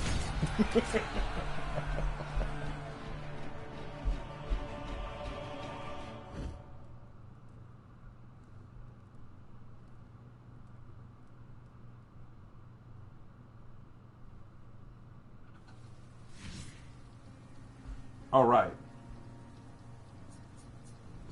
Ladies and gentlemen, I hope you enjoyed that because literally I gave you a rant about how weak these people were and how you shouldn't take them seriously, and in the end, ended up winning. Even though they were breaking us, even though they ganked the whole way, even though they did nothing but play toxically other than that Valkyrie who was okay, still won. How is that? Like, that was sick. That was epic. Okay, pulling out. All right, bro, it's time for the last match of the night. We're going Breach, and as usual, we're going to go up against the AI. I want you to pick my hero when we get there. I'll do it.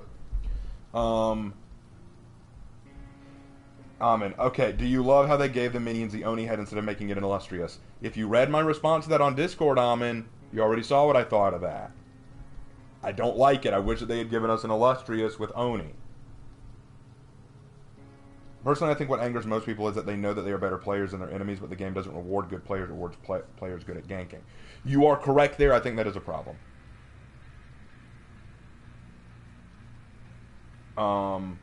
Rant about the public schooling system. Ooh, for that I'm going to need a drink. Bro, go ahead and pick my hero when it's time. I'm going to go get a drink and then I'll be back to rant about the public school system. I know a thing or two about that. I know you do. We both worked in it. I still work in it. Yeah. Hey, here's my drink. There's my baby. Ah, some nice peach drink. Be honest, gang. My favorite fruit of all time. Best fruit for me. Peaches. Peaches are my favorite drink. And what'd you pick, bro? BP! You picked my Black Prior! They're asking if they're going to get a Ghost of Tsushima stream anytime soon. Well, that depends. Ladies and gentlemen, you need to understand, my work schedule is very tight. I only get 2 nights off a week. So that means that I would need to stream both nights if you want a For Honor stream and a Ghost of Tsushima stream. Or that means I need to give up a For Honor stream one night to do a Ghost of Tsushima stream. Is that okay with you guys? I'm not saying that to be mean or anything. I'm just asking in the chat, is that okay? Because if y'all want me to do Ghost of Tsushima that bad, but I can only stream one night a week, then you got to decide, do you want me to give up a For Honor night stream to do Ghost of Tsushima? If you're okay with that, then next week I'll do Ghost of Tsushima. But if you're not okay with that, then sorry, we're gonna need to come up with another plan. That's the problem. People keep saying we want a Dead by Daylight stream, we want a Ghost of Tsushima stream, we want all these streams. I'd love to do them, but with my work schedule being what it is, I just don't have the time. Unless I were to stream in the middle of the day, if y'all are okay with that. Because I work evenings most of the time, so I usually have my days free up until 4 to 5 o'clock. Deus Inu has joined the section?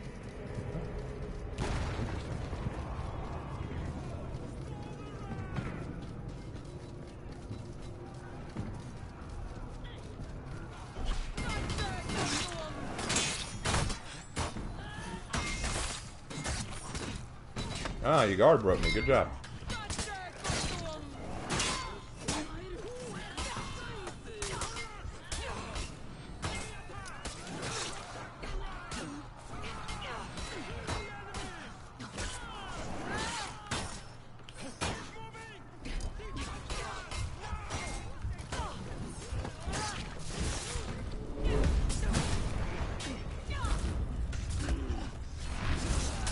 Ah, crap.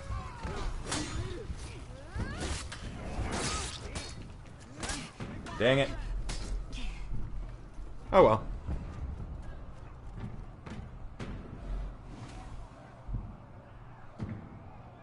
Okay, so anyway, time to talk about the public school system. Alright. I worked in the public school system of the United States for 2 years. Once in a high school, once in middle school. I wanted to become a teacher because I wanted to share my knowledge with the world. But one thing that I've learned very quickly is that public school system, or at least the one that we have today, does not care about teaching knowledge to children. It's not about obtaining more knowledge. It's about pushing rhetoric. It's about making money. It's about being politically charged. I have never seen a more abysmal thing than the public school system. Now, don't get me wrong. Most high school and middle school students that I dealt with needed better home schooling. You know, they needed parents who were willing to discipline their kids. They needed more home training. Because a lot of the kids that I dealt with had no respect at all. Oh, hey. You don't need to bow to me. We're cool. But most of them had no home training. They had no sense of respect or self-control or anything that resembled self-respect. They acted like hoodlums. And it didn't matter what race, because a lot of people would say, oh, you mean the black kids? No. Black, white, Asian, Hispanic. Although I will admit, most of the Asian kids seemed way more respectful to me than most of the others. But more to the point, they had no sense of respect for me or for what they were learning. They treated school like it was a joke. They treated discipline like it was a joke. They talked back to not only me, but to the assistant principal and to the principal itself. And at first I thought it was just because they didn't have parents at home who were teaching them, but no, it's more than that. Because since their beginnings of grade school, the teachers and the administration didn't do anything to try to help teach discipline in the classroom. They didn't teach them any school discipline, administrative discipline. As far as they were concerned, let the kids get away with murder because, hey, why tell the kids that they can't do something? That just stifles them. But these people wouldn't understand what growing a student looked like if they tried. Hold on, let's kill this vampire. Now, what are some things that I think the school system could do better? Oh, crap. Hold on. Leave me alone, Nobu. Leave me alone, Nobu. Thanks for waiting literally to the last moment. Now, where were we? What they could do better on? Yeah, okay. So, what could they do better on? For one thing, listen more to the parents who are there and what they could do and what they think could be better done to serve the student body. Because one thing that I notice now that's going on is that the schools are just kind of picking and choosing what kids learn, whether or not it's acceptable or not, or whether or not it's appropriate for students to learn. That's one of these things that's been going on with the school systems lately. They're teaching sex ed in a very inappropriate or, let's say, mature way for kids in grade school or middle school, and kids don't need to be learning about that. Or at least if the parents feel that they should be learning about that, leave it up to the parents to decide that, not the school system to decide that for them. Another problem that I see with it is a lack of grading standards that should be upheld. For example, when I graded student stuff, like this is a true story. So most of you know the story. If you haven't heard the story, you're obviously new to the channel. So I'll tell you real quick. So it was when I was teaching high school, I was teaching seniors in high school, and I was an English teacher at the time. I had 2 or 3 students, I think it was 3, who were not going to pass my class. They were just not. They had grades in the 20s or 30s. They were just not going to pass, no matter what they did. And it was close to graduation week. There was nothing they were going to do. You know, it was done. It was a done deal. So I thought that they were going to fail. But then all of a sudden I get a message from the office saying, hey, you need to change their grades to the 70s and 80s range. Now, obviously, they knew something that I didn't, so I said, okay, sure. So when I changed the grades, I wrote in the reasoning, because that's something teachers have to do. If they change your grade from what it was in the finals, they have to provide a reason. And when I was given the reason, I said the reason was I was asked to. Well, they messaged me later and said, no, that can't be your reason. You have to put in something else. And I said, okay, what do I need to put in? They said, I don't know, makeup test, extra credit, project redo. And I said, but they haven't done any of those things. So essentially, you want me to lie for them? It's like, well, I mean, we want them to pass. And I found out why. It's because what they want is money. It's a Title I school, which means that they are a high impoverished school system. The parents don't pay for the schooling. The government does. And they get paid based on graduation rates. So the more students that graduate, the more money the federal government gives them. Now, because of that, that means that they're going to push as many kids through the system as they can, whether or not they are ready or not. These kids were not ready, and I told them, I'm not going to pass these kids. They are not ready. They are not ready to pass. Hold on.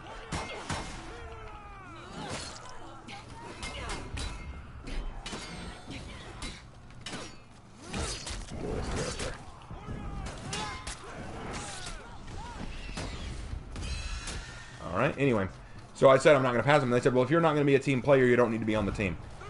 So basically, they were just allowing these students to pass who were not ready for the real world. They were not ready for real world discipline or real world rules. They were not ready to deal with an actual college classroom scenario. They wouldn't know what they were doing.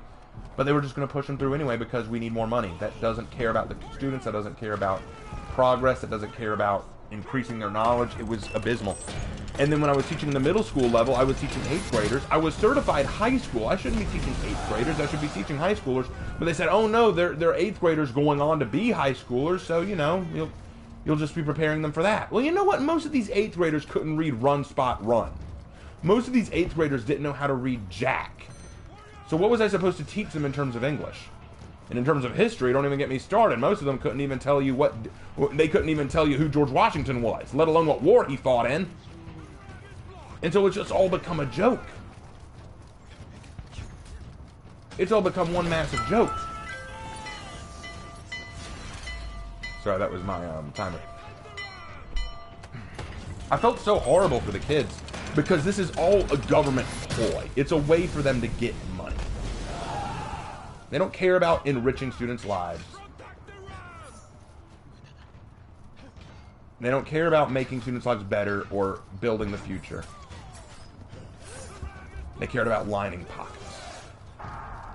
And when it wasn't about lining pockets, it was pushing a social agenda. Look, whatever your opinion is on LGBTQism, I don't care. No one cares about your opinions on LGBTQ, what have you. But it is up to the parents when and how that information is taught to children. That is my opinion. I believe it is up to the parents. When the school itself is making decisions on how to teach stuff like sex and sexuality to children, especially in grade school, then there's a problem. And then when parents get upset about that, telling the parents they don't know what they're talking about is nothing short of heinous. I cared too much about those kids to stick around. So as much as it pained me, I quit teaching because I was so done with it. I'm not going back into a classroom to teach again unless it is in a college classroom where I have more control over what I'm allowed to do disciplinary-wise, or it's overseas where I know I won't get the kind of disrespect or back talk that I often got from the high schoolers and the middle schoolers. I had high schoolers who told me that they were going to do whatever they wanted regardless of what I did. You know what, bro? We've got time for one more. Let's go one more. We're on a roll here. You got it. Pick my hero.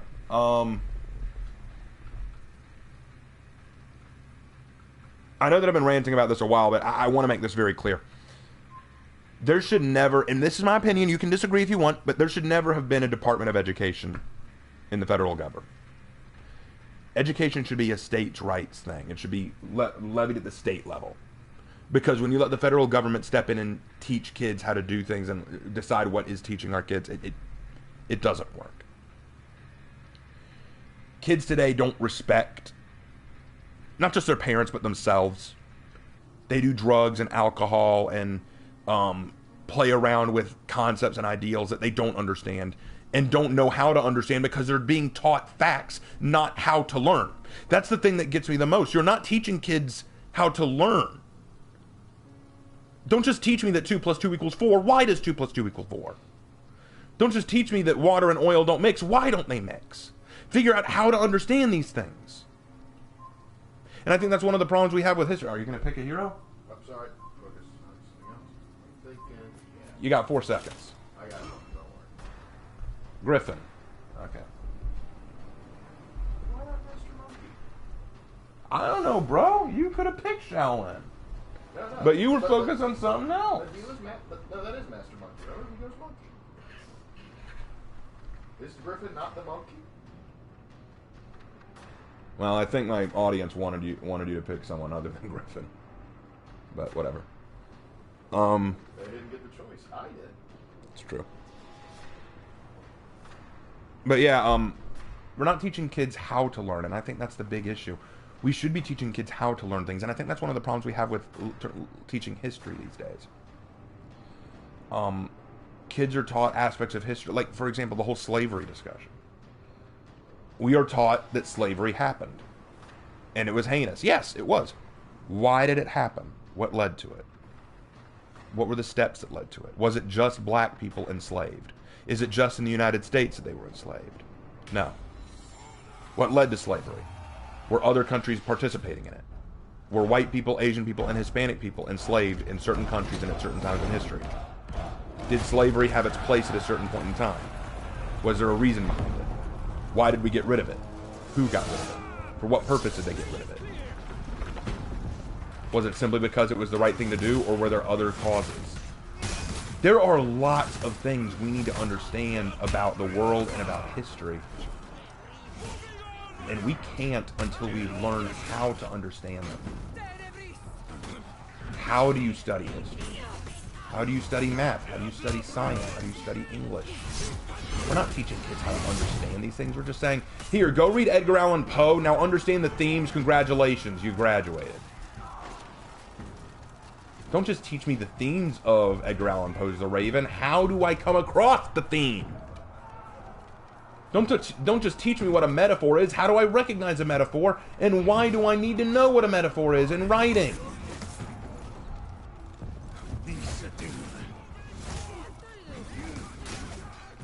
The public school system has failed most of its students because it doesn't expect anything higher of them than they should be. A true school system should expect the most out of its students. It should say, you know what, let's see how high you can actually climb.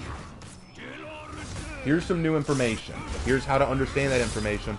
Figure out the problems for yourself. Not, here's some new information. I don't know how to do it. Okay, I'll do it for you. Congratulations, you passed. Because that is essentially what public school has become. You know what my teacher used to say to me when I couldn't figure out a problem? He'd say, tough. We talk about it in class. And then I better sink or swim. Because my teachers always said, you need to pay attention in class so you don't just learn materials, you learn how to learn. One thing that I love, this is something that I always heard when I was in school. I would hear students ask, why do I need to know this? And a lot of teachers didn't know how to respond to it because they themselves never thought about it. But I think one of the best responses I ever heard was when I was in college. One student decided to be an absolute moron and asked that question to my professor and said, hey, sorry, professor, but we need to know. Why do we need to know this again? Like, what's the purpose behind this? And he said, I kid you not, and I quote, I'm sorry, I thought you came here to get an education. I thought you came here to better yourself. Was I mistaken?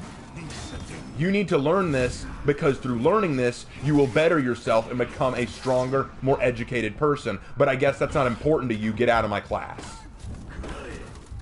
I had so much respect for that professor. He was one of my favorite professors that I ever had.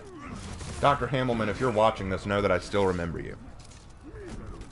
One day I wasn't feeling so good. I walked into Dr. Hamelman's office and I told him, Dr. Hamelman, I'm not feeling good, and I know that you have a policy that says if you miss 3 classes, you're out of my class. I was wondering, is that okay? And he said, I guess it's okay, but you need to ask yourself.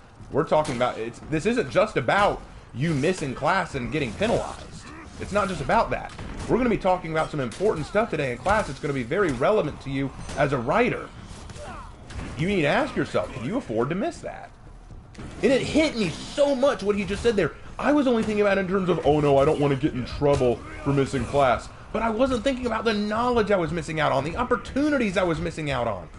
Yes, classes could be boring. Classes could be very boring. But by missing out on them, I missed out on any opportunity to enrich myself or grow better as an educator, as a writer, as a reader. And so you know what? I never missed a single one of his classes because I wanted to learn more. And even when I did poorly or I messed up, I felt like I grew from the experience. That's what teaching and education should be, and it's not that way anymore because we're willing to settle for less. We're willing to say, we don't expect more of you as students. We don't expect more of you as educators or scholars. We don't expect more of you as academics. Why? Because we're not going to ask more of it ourselves. We're too lazy to do that, or we've decided to give up. That's a problem with the public school system. And some of you might be wondering, why don't you teach in a private school? Why don't you go to private school? Getting into a private school at this point in time is incredibly difficult. Getting into a private school is an incredibly difficult thing to do right now. Because a lot of people are pulling their kids out of public schools and putting them into private schools, and that means the desire to get into a private school is much higher, and that means that their hiring standards are going to be a lot higher. So it becomes a lot harder to meet that competition to get into a private school. That is true too. Private schools are not paid by the government, they're paid by parents, so that means that they can't pay their teachers as well as what a public school would pay. You probably won't get as good benefits either. Because again, it's all a money thing.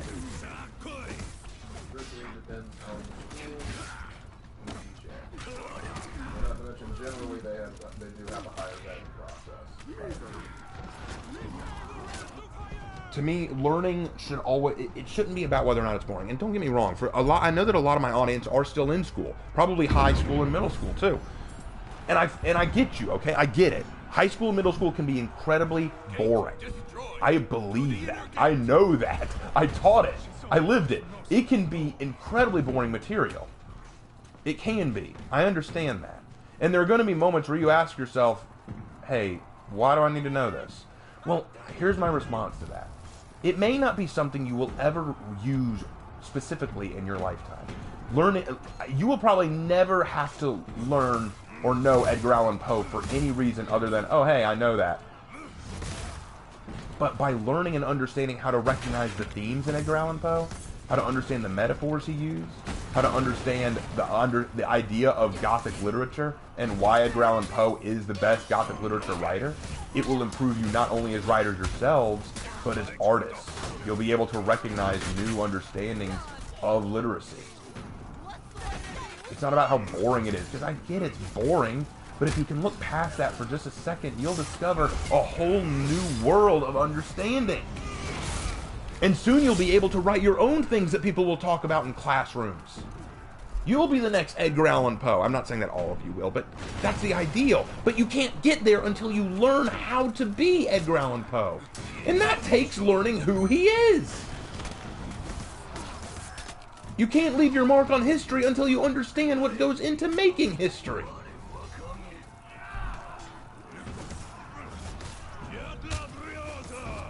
Now, am I saying that school always gets things right? Am I saying that school is the best thing ever? No. I was bored in school too. I didn't always enjoy it. There's a lot of things about school that I didn't enjoy and still don't enjoy. And even in this idealistic world that I'm creating where we do everything right in terms of teaching, there are going to be people who don't want to be in school. I get that. But we need to change the way we look at school.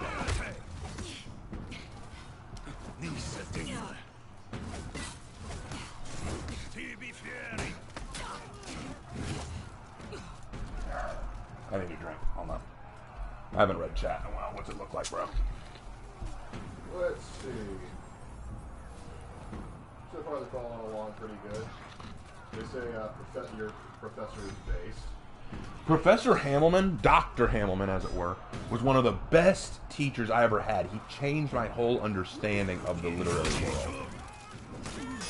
He helped make me a writer, and he didn't take crap from anyone. And you know what? He said the coolest thing. It actually brought me to tears when I was in his class.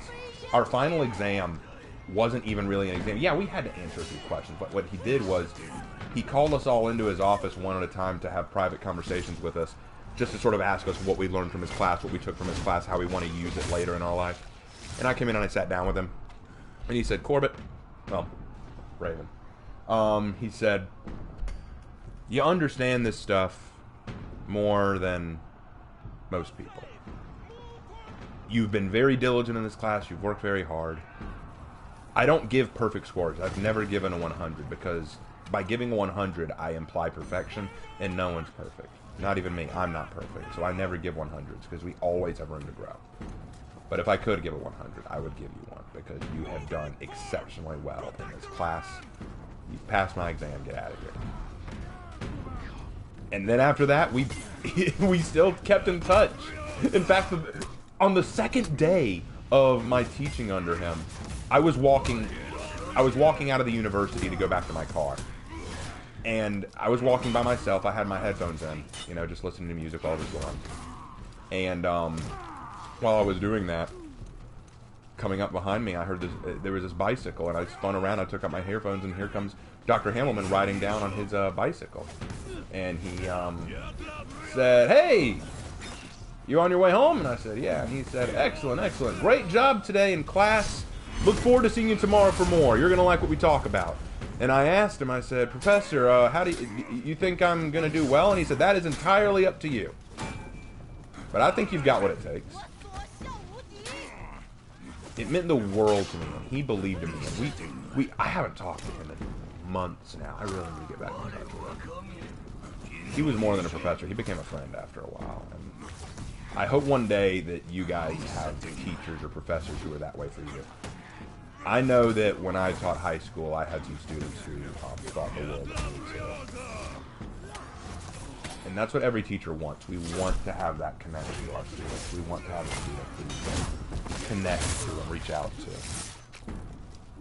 Everyone's got that one teacher that they look back on and say, you know what, that teacher made a difference. That teacher cared about me. That teacher did things for me and with me that no one else would do. They saw me for who I was. That's why I wanted to be. And I think that in the proper school setting, you can have that, but you don't see it often. I think that's the problem with the public school system. The public school system doesn't see students, it sees numbers on a chart sheet. It says, how much money can we make from them graduating this year? How many more students do we need to graduate before we meet our quota? And if that isn't the most pitiful thing in an education field that you can think of, just this idea of, let's just get these kids out of here, push them through, push them through. If that isn't a disservice to the students,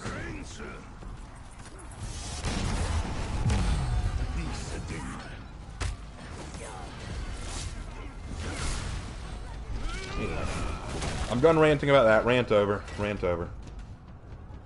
I petered out there near the end. I was getting a little emotional. Well, I haven't done even my tuitions. Now goes Ella.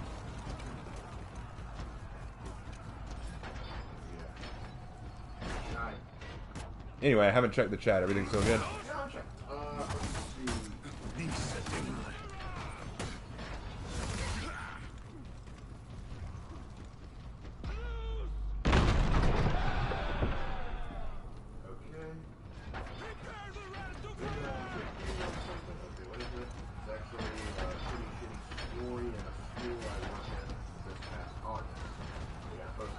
Yeah, I don't know the story. Gotta tell me the story. Oh, hello says, my math teacher in college put the fear of God in me. As a result, I became much better at it. But Sometimes it's what it takes. Sometimes a good teacher has to put the fear of God in you, and then suddenly, you know, it changes for the better. Sometimes the right teacher with the right attitude can make all the difference.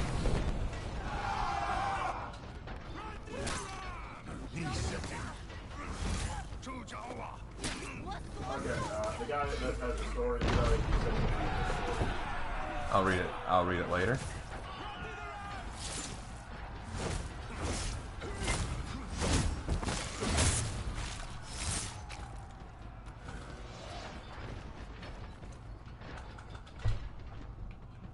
Oh, he's fighting the Guardian, huh? Yep. Chat's talking about it. I'm going. Speaking of teachers, how would you write a mentor? That's a good question. Don't make them perfect. I am so sorry, buddy. I am so sorry. I am so sorry. I'm so sorry. I'm so sorry. I'm so sorry. This Peacekeeper, I am so sorry. I didn't know you died. I just swung for the fences and killed him, and you done all that work. Oh, I'm so sorry. I'm so sorry. Die, you piece of crap, you theory.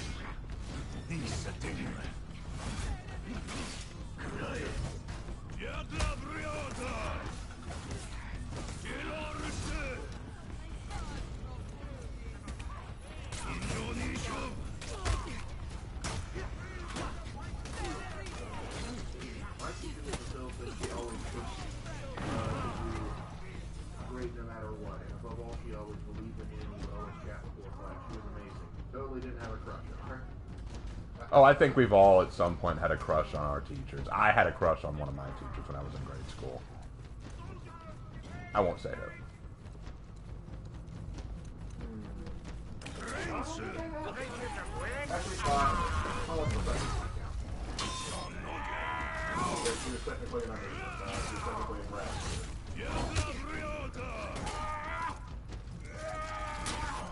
And I'm thanking you for your wisdom. I try to be wise. Not always good at it.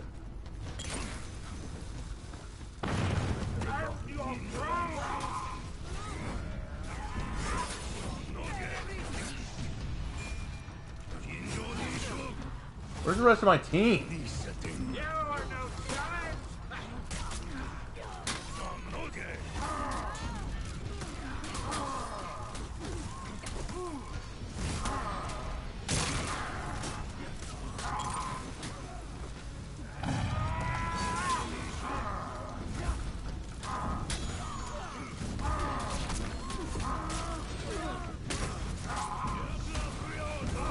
Am I about to beat you in one life?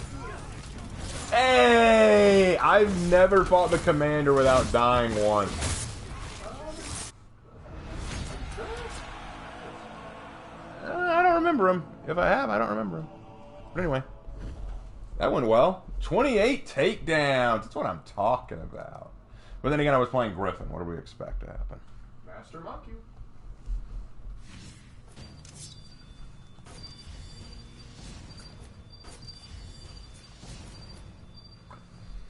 All right, well, with all that out of the way, I will now take 5 questions before I sign off for tonight, because I'm feeling worn out after all that. Ro, would you mind reading the questions?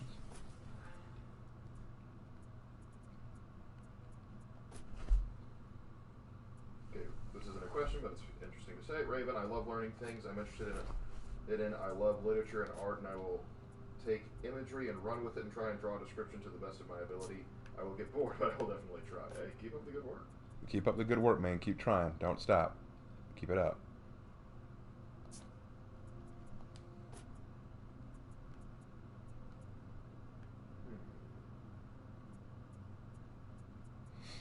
Petition to make that music of the final phase of the breach. I need a hero from Shrek 2. Yes. That would be a good petition. I need a hero. I'm holding on for a hero till the end of the that question a night. few times. He's already mentioned his thoughts on a fencing warrior. He thinks it would be okay. Did you ever work with a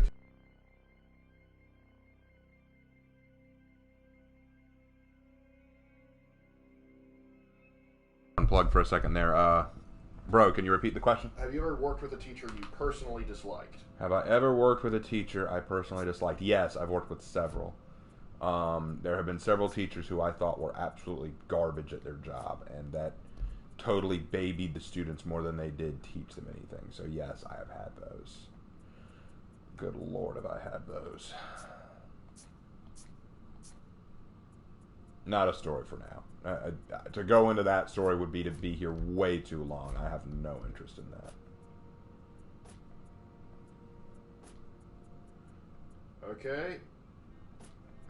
You would probably know this more than me. They're asking, how did Disney become popular in the first place?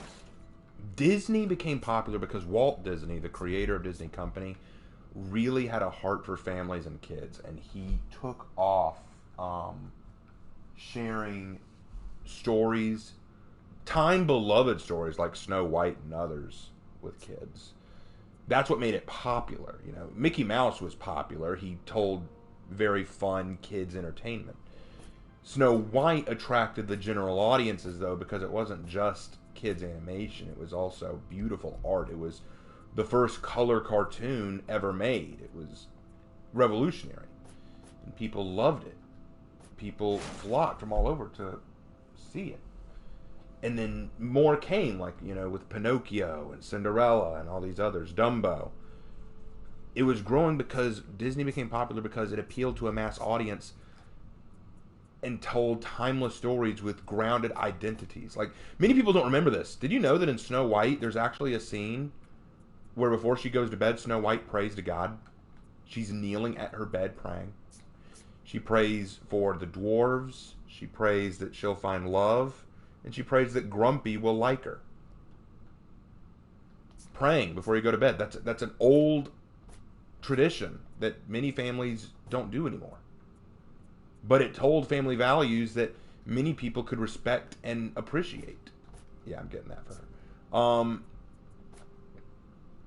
And I liked it. Lots of people liked it. People loved to see it. They said, wow, this is something that can appeal to me and that I enjoy and that I appreciate. But we don't see it anymore. Then in Dumbo, people like to point at Dumbo and go, oh, the crows in Dumbo are offensive. They were awesome. The crows in Dumbo were the coolest part to me. The crows in Dumbo taught Dumbo how to fly. The crows in Dumbo were cool. They stood out. They were unique. I didn't look at them and go, ha ha ha, they're dumb because they're black people. I didn't do that. What person did that? There's this guy, Carl. He works in a I'm not even joking at this point. Who does that? I thought they were the coolest part of the movie. When their song was the only part of Dumbo that I kind of danced to. It was awesome. They were so cool.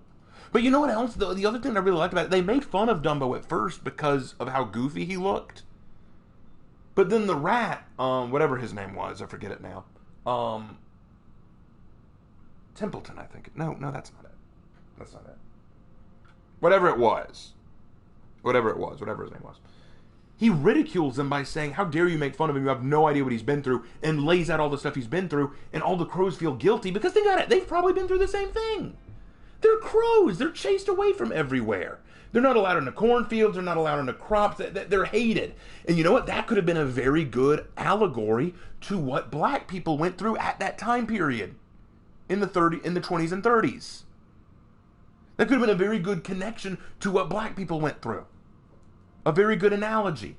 But no one cares about that. No one cares about the fact that that could have been an actual good representation of how difficult the black people have had it and how they feel bad for Dumbo because he's going through the same thing, so they decide to help him out so that he doesn't have to go through it. No, we're not going to look at that. We're just going to look at, it's offensive. That was what Disney did well back in the day. It showed, Pinocchio is nothing but that. Look at Jordan Peterson's talk on how Pinocchio is one of the perfect representations of moral understanding for a child. Pinocchio's whole goal is to become a real boy. And how do you become a real boy?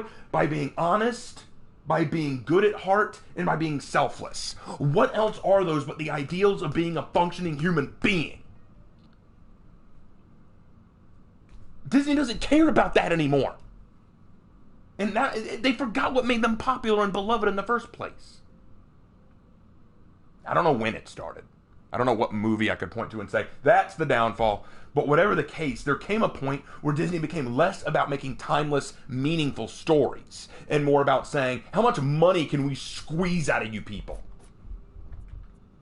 How many effects can we throw at this movie? Whew, went on another rant there. Didn't know you were paying for 2 rants, did you? 2 rants for the price of 1. Let's wrap this up. I've been at this too long. 2 more questions. Alright, well, this one isn't a question, but I think it needs to be read. From DevilDog77, this isn't a question, but I cannot thank you enough for helping me deal with many, many stresses over this past year and a half, especially these couple of months. You're a wonderful person. Thank you. I appreciate that. That means a lot to me. Oh, and the Dumbo Mouse is apparently named Timothy. Timothy. I knew it started with a T. Yeah. Timothy. All right. Then who's Templeton? I remember there being a Templeton somewhere. Who's Templeton?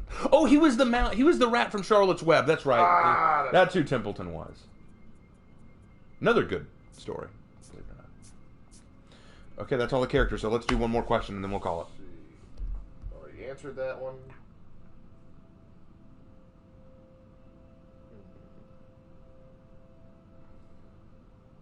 A lot of these are their shared hatred of recent Disney.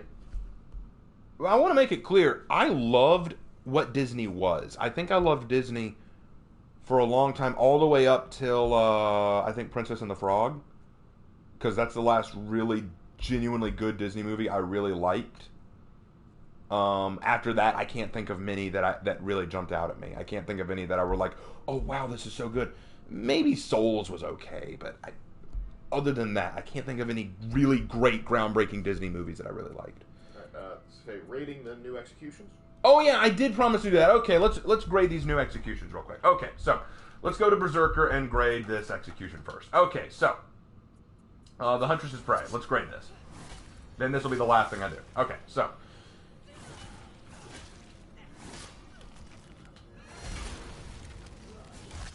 all right. So overall, this is very excellent. So we've got 2 hatchets. One goes into the axe, the other yanks them off their feet. Move in. Hacks at the knees, then hacks at the abdomen, hacks into the arm, yanks it down, and then goes right into the head. This is definitely deadly, very efficient.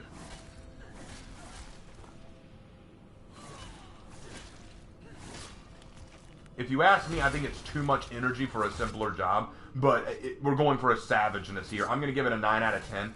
I think the only problem I have with it is it's a lot of strikes for a single payoff kill.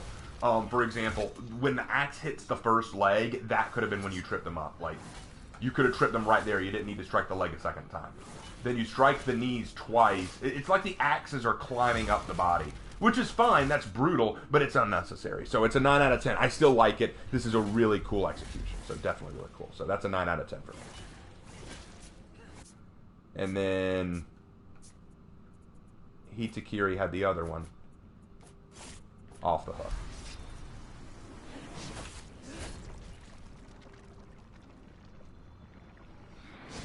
Ooh.